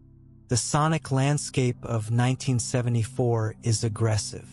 You pause at the corner, listening to the layers of noise. The deep rumble of a garbage truck compacting trash, the high-pitched honk of a taxi, the distant thud of bass from a passing car radio. It is a wall of sound that vibrates in your chest. You tap your cane on the curb, waiting for the auditory assault to recede enough for you to hear your own thoughts. A young man walks by carrying a boombox, the music distorted and loud, trailing behind him like a wake. Your cane tip catches on a crack in the pavement, interrupting the pendulum swing of your walk. You stumble just a fraction, but catch yourself with a shift of weight that is instinctive and quick. You steady your stance. You look down at the sidewalk, a patchwork of old slate and new concrete, broken by the roots of a stubborn ginkgo tree. You lift your foot higher this time, navigating the uneven terrain with deliberate care. You are 93 years old, and every step is a calculation of physics and will. You resume your pace, slower now, placing the rubber tip of the cane with precision before committing your weight to the stride. Neon flickers in the window of a diner, the red tube buzzing with an erratic electrical pulse. Eat, it commands, then goes dark, then eat again. You sit in a vinyl booth near the front, watching the sign blink. The light reflects off the Formica table, turning the spilled sugar granules into tiny, flashing rubies. It paints the face of the waitress in alternating shades of rose and gray. You blink in time with the sign, your eyes tired but drawn to the rhythmic disruption of the darkness outside. Sticky laminate of the menu clings to your fingertips as you try to turn the page. It has been wiped down with a damp cloth but never quite dried, leaving a tacky residue. You peel the pages apart with a soft shhhhk sound. The plastic cover is cracked at the corners, revealing the cardboard beneath. You run your finger down the list of sandwiches, feeling the indentations where prices have been scribbled over and updated. Tuna melt, grilled cheese. Inflation is a texture now, a frantic rewriting of value on cheap paper. You close the menu, the plastic slapping shut against the table. Air conditioning in the movie theater is set to a temperature that rivals the Arctic. You shiver, pulling your cardigan tightly across your chest, buttoning it to the neck. You have come to see a matinee, mostly to escape the stifling humidity of your apartment. The cold air is dry and recycled, smelling faintly of old popcorn oil. You rub your arms, the friction generating a small amount of warmth. On the screen, a shark is terrorizing a beach town, but you are more concerned with the draft blowing directly onto your ankles from the vent beneath the seat. Popcorn crunches loudly in the row behind you, a rhythmic chewing that syncs with the tension of the film. Crunch, crack, swallow. It is a distinct, dry sound. You listen to the audience react. A collective gasp, a nervous giggle, the rustle of candy wrappers. The theater is a sensory cavern, amplifying the small noises of human consumption. You shift in your seat, the springs creaking with a metallic groan that seems incredibly loud in the quiet moments before the shark strikes. You fold your hands in your lap, waiting for the noise to subside. Shadows stretch long across the floor of your living room as the sun begins to set on the bicentennial. It is July 4th, 1976. You are watching the tall ships on your new color television. The screen glows with vibrant, saturated blues and reds, a technological marvel that sits in the corner like a shrine. The light from the TV flickers across the room, illuminating the spine of a book, the handle of a teacup, the edge of the rug. You watch the ships glide through the harbor, their sails bright white pixels against the electronic sky. You turn off the lamp, letting the television paint the walls in shifting hues of patriotism. Velour upholstery of the new sofa you bought feels soft and synthetic under your hand. It is a crushed velvet texture, golden color, very modern. You brush the nap back and forth, watching it change from light to dark. It is warm to the touch, retaining the heat of the room. You trace a pattern in the fabric with your finger, a spiral that holds its shape until you brush it away. It feels luxurious in a way that the horsehair furniture of your childhood never did. You rest your head back, the material cushioning your neck. A key turns in the lock of your front door with a heavy, metallic grind. Your grandniece, Sarah, is letting herself in. She visits on Tuesdays now. You hear the door push open, dragging slightly on the carpet. She steps inside, her footsteps light and quick. "Auntie?" she calls out. You start to rise, pushing up from the armrests. The movement is stiff. Your joints protest the transition from stillness to action.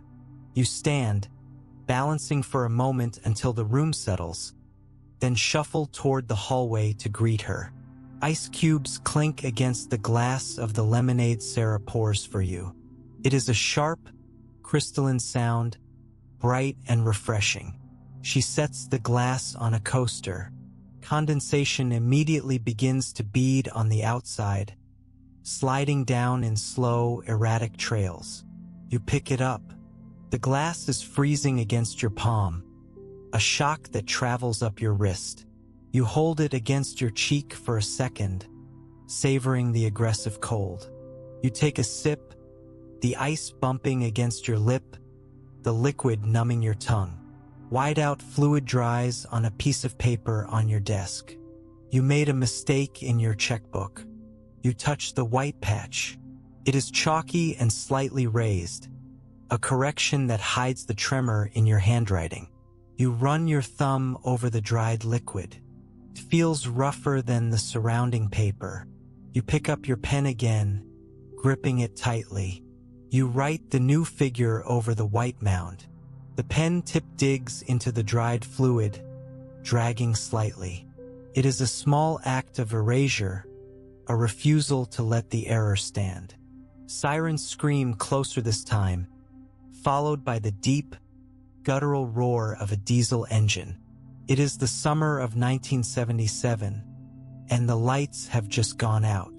The blackout. The refrigerator hum stops abruptly, leaving a sudden, ringing silence in the kitchen. Then the outside noise rushes in to fill the void.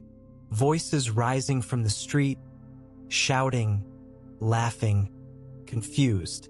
Glass breaking in the distance. You sit in the sudden quiet of the apartment, listening to the city hold its breath and then exhale in chaos. Matchlight flares in the darkness, a sudden, blinding point of yellow heat. You strike it against the box, the smell of sulfur sharp and pungent. You lower the flame to the wick of a candle. The wax melts instantly, pooling clear and hot. The flame takes hold, growing tall and steady, pushes back the shadows, creating a small sphere of visibility. You watch the fire dance, a primitive technology returning to save you in the middle of the electric age. You shield the flame with your hand, feeling the warmth radiate against your palm. Wool of the blanket is scratchy against your chin as you lie on the sofa, waiting for the power to return. It is too hot for wool, really, but the darkness makes you feel cold. You pull it up. The fibers tickle your neck. You run your hand over the satin binding at the edge, smooth and cool compared to the rough weave of the blanket. You lie still, feeling the texture of the fabric, grounding yourself in the tactile reality of the room while the city outside remains invisible. Beeping from a digital watch cuts through the morning silence. It is a new sound, high-pitched and electronic. Beep, beep, beep, beep. You look at the device sitting on the bedside table, a gift you don't quite know how to turn off. It glows with red numbers. 7 o'clock. You reach out to press the button, silencing the alarm. The quiet returns, but it is different now, waiting for the next electronic interruption. Movement of the rocking chair is rhythmic and soothing. Creak forward, creak back. You are sitting by the window watching the rain. You push off with your toes, keeping the momentum going. It is a small motion, requiring little effort, but it keeps the blood moving. You rock, watching the raindrops race down the glass. The chair travels slightly across the rug with each rock, inching you closer to the wall. You do not correct it. You just keep moving, a steady pendulum in a stationary room. Golden light from the street lamp outside floods the room as the rain stops. It reflects off the wet pavement below, casting a shimmering, watery pattern onto your ceiling. You watch the light ripple and flow, like a river suspended above your head. A car drives through a puddle, shattering the reflection into 1,000 shards of light that dance wildly before settling back into a stream. You tilt your head back, mesmerized by the accidental cinema playing on your plaster sky. Dry paper skin of an onion crinkles under your fingers as you peel it for soup. It is 1979. The skin is brittle, flaking off in translucent layers that cling to your hands. You rub your thumb over the smooth, pale flesh of the vegetable underneath. Feels cool and solid. You pick up a knife, the handle worn wood that fits your grip perfectly. You slice into the onion. The texture changes from dry resistance to wet crunch. You work slowly, piling the slices on the cutting board. Heat radiates from the boiling pot, steaming your glasses. You take them off, wiping the lenses on your apron. The kitchen is warm and humid, smelling of chicken broth and thyme. You lean over the pot, letting the steam open your pores. It feels like a facial, a moment of indulgence in the middle of a chore. You stir the soup, the spoon clinking softly against the metal pot. The warmth is enveloping, a small climate you have created for yourself. Bass notes thrum through the floorboards from the apartment below. A new tenant, disco. The beat is relentless, a repetitive thudding that shakes the teacups in the china cabinet. You can feel the vibration in the soles of your feet. Thump, thump, thump. It is a physical intrusion. You tap your cane on the floor, a sharp counter rhythm, but the music ignores you. You lift your feet onto a footstool, severing the connection with the floor, floating above the beat. Fluorescent glare of the hospital waiting room is relentless and humming. You are waiting for a cataract surgery consultation. The light drains the color from everything, turning the orange plastic chairs into a muddy brown. You squint, shielding your eyes with your hand.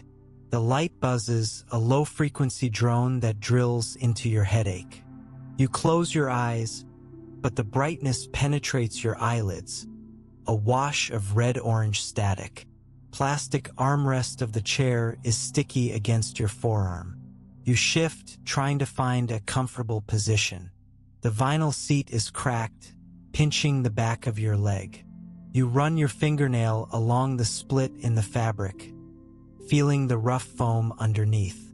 It is a landscape of neglect. You pull your sleeve down to create a barrier between your skin and the chair. You sit up straighter, refusing to sink into the worn-out furniture. Cold stethoscope touches your back, making you jump slightly. The doctor apologizes. His hands are cold too. It is 1980. The exam room is freezing. You shiver, pulling the paper gown tighter. He asks you to breathe deeply. You inhale, the air tasting of antiseptic and rubbing alcohol. The cold metal moves to your chest. You exhale, a cloud of warmth that vanishes instantly in the chilled room. Wheelchair tires squeak on the polished linoleum as an orderly pushes a patient past the open door. You watch the movement. The wheels rotate smoothly, the rubber making a soft shhhh sound. The chair turns a corner and disappears. You swing your legs, checking their function. You stand up, testing your balance. You grab your cane. You walk to the door, proving to yourself and the empty room that you can still move under your own power. Red numbers on the elevator panel count down. 4, 3, 2. You watch the light jump from one square to the next. The bell dings, a clear, sharp note. The doors slide open. You step into the lobby. The sunlight from the street hits the glass doors, turning them into walls of white fire. You put on your sunglasses. You step out into the brightness, the glare washing out the world for a moment until your eyes adjust to the dazzling reality of a new decade. Heat radiates from the concrete sidewalk, penetrating the thin soles of your shoes with a persistent, baking intensity. It is the summer of 1980, and the city feels feverish. You grip the handle of your cane, the wood worn smooth and warm by the friction of your palm. The grit of the city, a fine, dry dust, coats your skin, settling into the creases of your knuckles. You brush a speck of soot from your sleeve, the fabric of your dress feeling heavy and archaic in the sweltering afternoon. You take a step, then another, your progress measured not in blocks but in the texture of the pavement beneath your feet, navigating the cracks and the discarded gum wrappers that stick to the asphalt like fossils of the new decade. Boomboxes blast from the stoops of the brownstones, a cacophony of bass and drum machines that rattles the windows of the passing cars. The rhythm is different now, sharper and more mechanical than the jazz or the swing or even the rock and roll you tolerated. Thump, thump, clap. It echoes off the brick walls, a heartbeat that seems to skip and stutter. You pause to let a group of teenagers pass, their laughter loud and overlapping. One of them carries a radio the size of a suitcase on his shoulder. You listen to the fading Doppler effect of the music as they turn the corner, leaving a ringing silence in their wake that is quickly filled by the distant wail of a police siren. Yellow paint on the curb is chipped and peeling, revealing the gray stone underneath as you step down into the street to hail a taxi. You raise your cane, a gesture of command that has lost none of its authority despite your frailty. A checker cab swerves toward you, the suspension groaning as it brakes. You open the heavy door, the hinge resisting, and slide onto the vinyl seat. The movement is a controlled fall, a transfer of gravity from your legs to the springs of the car. You pull your legs in one by one. The driver watches you in the rearview mirror, his eyes patient. You give him your address, your voice cracking slightly but clear. The car lurches forward, pressing you back into the sticky upholstery. Neon pink and electric blue flash from the window of a video arcade as the taxi idles at a red light. You watch the frantic flickering of the screens through the smudged glass. Pac-Man scrolls across a marquee. The light is aggressive, pulsing with a manic energy that dyes the sidewalk in synthetic hues. Inside, faces are illuminated by the glow of the cabinets, eyes darting back and forth. You blink, the afterimage of a ghost drifting across your vision. The light changes to green, and the cab accelerates, dragging you away from the electronic cave and back into the sunlight. Velcro straps rip open with a loud, tearing sound as you adjust your new shoes. Your niece insisted on them. "No laces, Auntie," she said. "It's easier." You press the strap back down, the hooks catching the loops with a firm grip. The material is padded and soft, unforgivingly practical. You wiggle your toes. There is no pinch, no style, just comfort. You run your hand over the white leather, which feels thick and rubbery, like a doll's skin. You stand up, testing the grip on your rug. They are silent. You miss the click of a hard heel, the sound of your own arrival, but you accept the silence as the price of stability. Static hisses from the television set before resolving into the image of a cathedral. It is July 1981. You are watching a wedding. The train of the bride's dress looks like a river of silk flowing down the aisle, endless and white. You sit in your armchair, a cup of tea balanced on your knee. The commentator's voice is hushed, reverent. You watch the young woman's face, hidden behind a veil. You have seen brides in 1890, in 1920, in 1950. The hope is always the same, terrifying and bright. You lean forward, squinting to see the ring. The screen flickers, a horizontal line rolling slowly from bottom to top, disrupting the royal pageantry for a split second before correcting itself. Cold air blows from the open door of the freezer compartment as you reach for a frozen dinner. Lean cuisine. The packaging is sleek, promising health and convenience. You pick up the box, the cardboard frosted with ice crystals that melt instantly against your warm fingertips. You place it on the counter. The kitchen is quiet. You are 91. You do not cook anymore, you reheat. You pierce the plastic film over the tray with a fork, the material yielding with a small pop. You place the tray in the oven, turning the dial to 350. The knob is stiff, resisting your grip, but you force it past the resistance. Beeping echoes from the hallway, a persistent, electronic chirping that demands attention. It is the smoke detector warning you of a low battery, not a fire. Chirp, pause, chirp. The sound is piercing, designed to cut through sleep and conversation. You stand under it, looking up at the small white disc on the ceiling. It is out of reach. You tap your cane on the floor in frustration. You will have to call the superintendent. You retreat to the living room, but the sound follows you, a rhythmic reminder of your own limitations. Green digits glow in the darkness of your bedroom. 3:14 a.m. You bought a digital clock. The numbers are formed by lighted segments, harsh and angular. You watch the minute change. The 4 dissolves and reassembles into a 5. There is no ticking, no circular sweep of a hand to show the passing of time, just this silent, jumping math. The light casts a faint, alien glow on the bedside table, illuminating your glass of water and your spectacles. You close your eyes, trying to visualize a clock face, a round and comforting geometry, but the green afterimage burns behind your lids.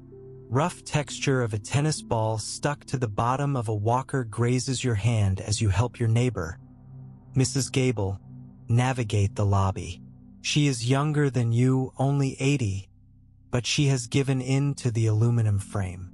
You hold the door open, your cane hooked over your arm. The felt of the tennis ball slides silently over the marble floor, a hack to prevent scuffing. You brush against the metal frame of the walker. It is cold and lightweight. Mrs. Gable thanks you, her voice trembling. You nod, gripping your cane again, feeling the solid, heavy wood that anchors you to the earth without wheels. Whirring fills the kitchen, a fan-like hum that signals the operation of your newest appliance, a microwave oven, a gift from the church group. It sits on the counter like a spacecraft, bulky and white. You watch the cup of water spinning slowly on the glass carousel inside. Seems wrong, unnatural to cook without fire. The timer counts down. 0:05, 0:04, 0:03. The machine stops with a loud ding, and the hum dies instantly. You open the door. Steam billows out, hot and invisible, fogging your glasses instantly. You reach in to take the cup. The handle is cool, but the water inside is violently hot. You recoil slightly, surprised by the physics of it. You set the cup down on a saucer, wiping your lenses with the hem of your apron. The heat radiates from the mug, warming your face. You stir in a tea bag, watching the dark amber color bleed out into the water, swirling in the heat currents generated by invisible waves. Smooth plastic keys of a touch-tone phone feel loose under your fingers as you dial. You are calling the pharmacy to renew a prescription. No more operator, no more rotary resistance. You press the buttons. Beep, boop, beep, each one producing a different musical tone. It is 1983. You wait for the ring. A machine answers. You have reached. It is a recording, a voice trapped on a magnetic loop. You listen to the instructions, your hand gripping the receiver tightly. You wait for the beep to leave your message. You speak your name into the void, hoping a human will eventually hear it. Sunlight reflects off the shiny, mylar balloon tied to the back of a chair in the community center. Happy 95th birthday. The surface of the balloon is like a funhouse mirror, distorting the room into a sphere of silver and color. You sit at the head of the table wearing your best blue dress. The light hits the balloon and bounces into your eyes, a dazzle of celebration. A camera flash goes off, pop hiss, leaving a purple spot in your vision. You smile, blinking, as the afterimage fades. Crumbling styrofoam creates a mess on the table as you pick at the edge of a cup. Coffee is served in these now at the center. The material is squeaky and unpleasant, dry against your fingernails. You break off a tiny piece of the white foam, rolling it into a bead. It weighs nothing. It is trash that will last forever. You push the cup away, missing the weight of china, the clink of a saucer. The table is covered in a plastic cloth that sticks slightly to your elbows. Synth-pop music plays from a television in the background, a repetitive, synthesized beat that sounds like a computer thinking. You are watching a music video. People with angular haircuts and oversized suits dance in a jerky, robotic fashion. You tap your cane on the linoleum, trying to find the rhythm, but it shifts and loops in ways you don't anticipate. It is 1985. The future has arrived, and it sounds tinny. You ask the nurse to turn the volume down. She points a black remote at the screen and the sound vanishes, leaving the dancers moving in eerie silence. Cold linoleum shocks your bare feet as you step out of bed. You have lost a slipper. You feel around with your toes, sweeping the floor. The chill travels up your legs, waking you fully. You find the slipper under the bed frame and slide your foot inside, the fleece lining warm and welcoming. You stand up, your joints clicking audibly in the quiet room. You walk to the window. The radiator is hissing, battling the draft, but the floor remains stubbornly cold, a reminder that you are living on the edge of the building's warmth. Red light of a laser scanner creates a web across the groceries at the supermarket checkout. You watch the cashier slide a can of soup over the glass plate. Beep. The price appears on a screen. You are fascinated and repelled. The light is jagged, a scattered beam that reads lines of ink. You hand over a coupon. The cashier sighs, punching numbers into the register manually. Her nails are long and painted a bright lacquer red that matches the laser. You count out your cash, the paper bills soft and worn, older than the girl taking them. Rustling windbreaker fabric makes a swish-swish sound as a jogger runs past you in the park. Everyone is jogging now. They wear nylon suits in neon colors, pink, green, electric yellow. You sit on a bench feeding pigeons. The fabric of the suits creates a constant background friction noise. You throw a piece of bread. A pigeon flutters down, its wings beating the air with a soft, frantic thrumming. You watch the jogger disappear around the bend, a blur of synthetic motion. Heavy glass of the door to the bank requires 2 hands to push open. You lean your weight into it. A young man steps up behind you and catches the door, holding it wide. You nod your thanks, stepping into the air-conditioned lobby. The air is freezing, smelling of money and floor polish. You walk to the counter. The teller is behind a thick sheet of plexiglass now, a bulletproof barrier that separates you from your money. You speak into the metal grate, your voice sounding tinny in your own ears. You slide your passbook under the window. Vibration from a jackhammer rattles the teacups on your shelf. Construction on the building next door has started at 7 a.m. You sit at your kitchen table, feeling the tremors in the floor. The coffee in your cup ripples in concentric circles, a liquid seismograph of the city's growth. You put your hand on the table to steady it. The wood vibrates against your palm, a low-frequency hum that travels up your arm. You are 96. The city is shaking you, but you do not break. Blue glow of the television screen illuminates the room as you watch the evening news. They are talking about a shuttle launch.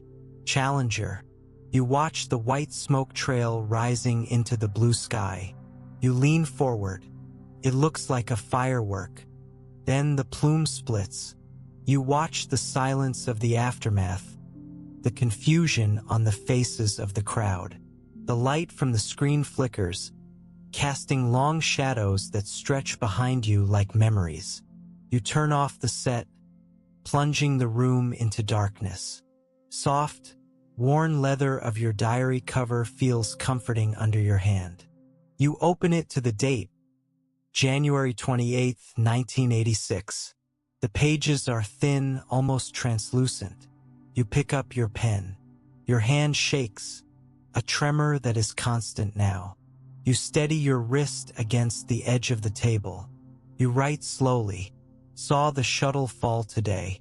The ink is blue, soaking into the paper. Everything falls eventually. You close the book. The leather is warm from your touch. Drafts blow through the subway station, carrying the scent of ozone and burnt brakes. You are waiting for the train, standing near the wall for support. A young woman stands next to you wearing headphones. You can hear the tinny hiss of music leaking from the foam pads. She is bobbing her head. You look at the tracks, the steel rails shining in the dim light. A rat scurries along the third rail, dark and fluid. The train approaches, pushing a wall of wind before it that flutters your hem. Heat radiates from the asphalt parking lot of the shopping mall. You have come with your grandniece to buy a new coat. The sun beats down on the acres of cars. You walk slowly toward the entrance. The heat is shimmering, creating mirages on the horizon of the lot. You reach the automatic doors. They slide open, releasing a blast of refrigerated air that hits you like a wall. You step across the threshold, leaving the natural world for the artificial climate of commerce.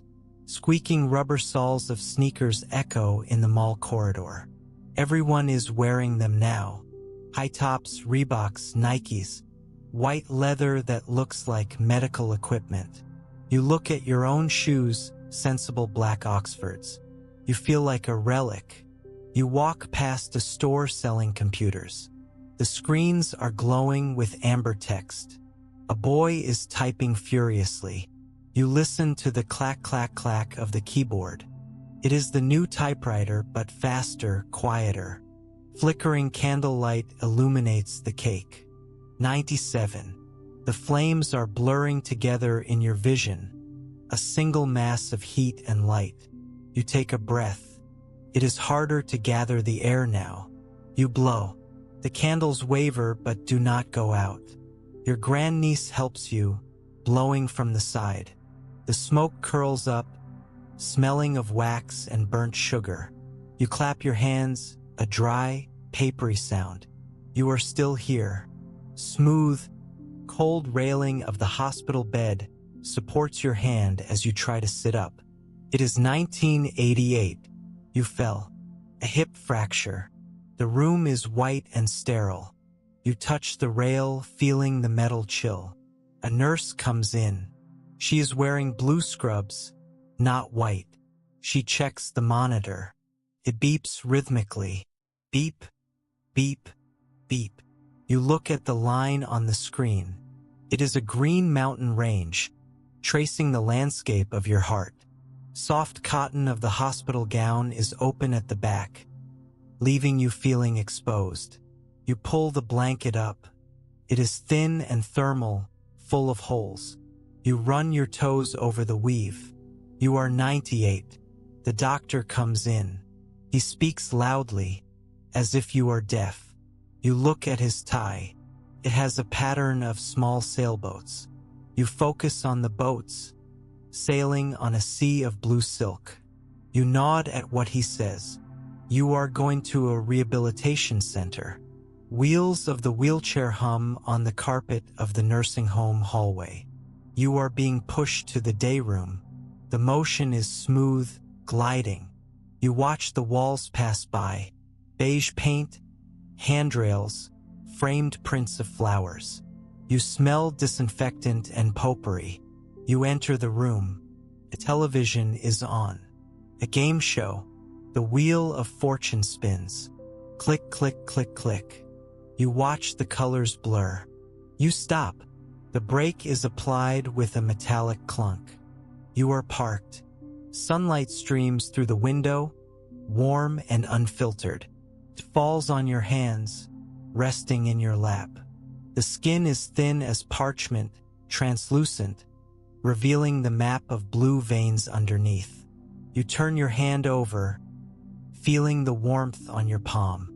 It is the same sun that warmed you in the schoolhouse in 1895, in the Victory Garden in 1918, on the fire escape in 1959. You close your eyes, letting the light turn your eyelids red. You breathe in. You breathe out. The dust motes dance in the silence. Gemini said, crumbling concrete flickers on the television screen, a grainy image of young men hammering at a wall. It is November 1989. You sit in your wheelchair, a blanket tucked around your knees.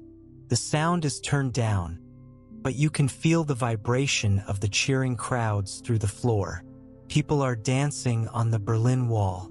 You remember when they built it. You remember the war before that, and the one before that. History is a circle, and you have lived long enough to see the two ends meet. You touch the screen of the television, your fingerprint leaving a smudge on the static-charged glass. The concrete falls.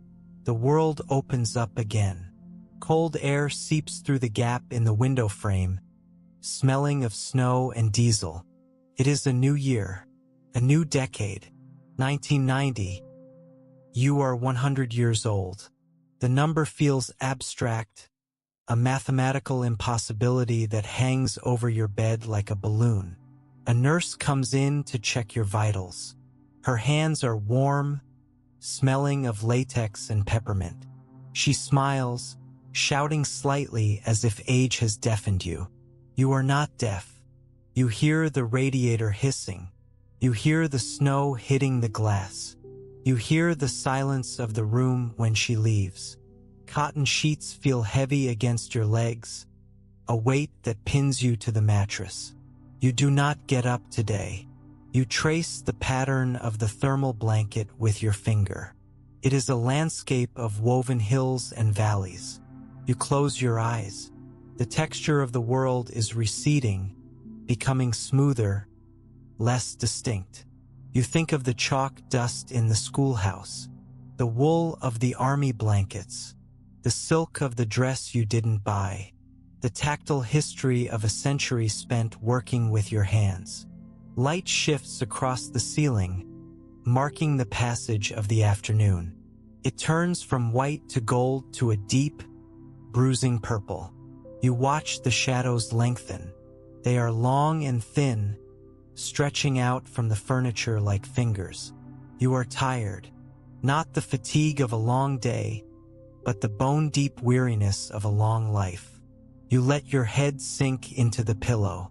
The light catches the metal rail of the bed, flaring once before the sun dips below the horizon. Rhythmic beeping of the monitor is the only sound in the room. Beep, beep, beep. It is a steady electronic metronome. You breathe in time with it. The air is cool in your lungs. You think of the names they called you: Binster, old maid, bachelor girl, independent, auntie. You think of the letters you wrote, the students you taught, the votes you cast, the quiet rooms you made your own. You were the extra woman, the one who didn't fit the mold. Warmth spreads through your chest, a gentle, expanding heat that loosens the knot in your ribs. You relax your hands. They fall open on the sheet, palms up. You are not waiting for anyone. You never were. You were enough. The monitor skips a beat. The silence stretches out, filling the corners of the room. You exhale. Darkness fills the space between the stars outside your window. The city lights are blinking on, a grid of electricity that you watched grow from gaslight to neon. You are part of the grid now. You are the space between the lights. You are the silence between the notes. You are the history that wasn't written down. You close your eyes. The story ends.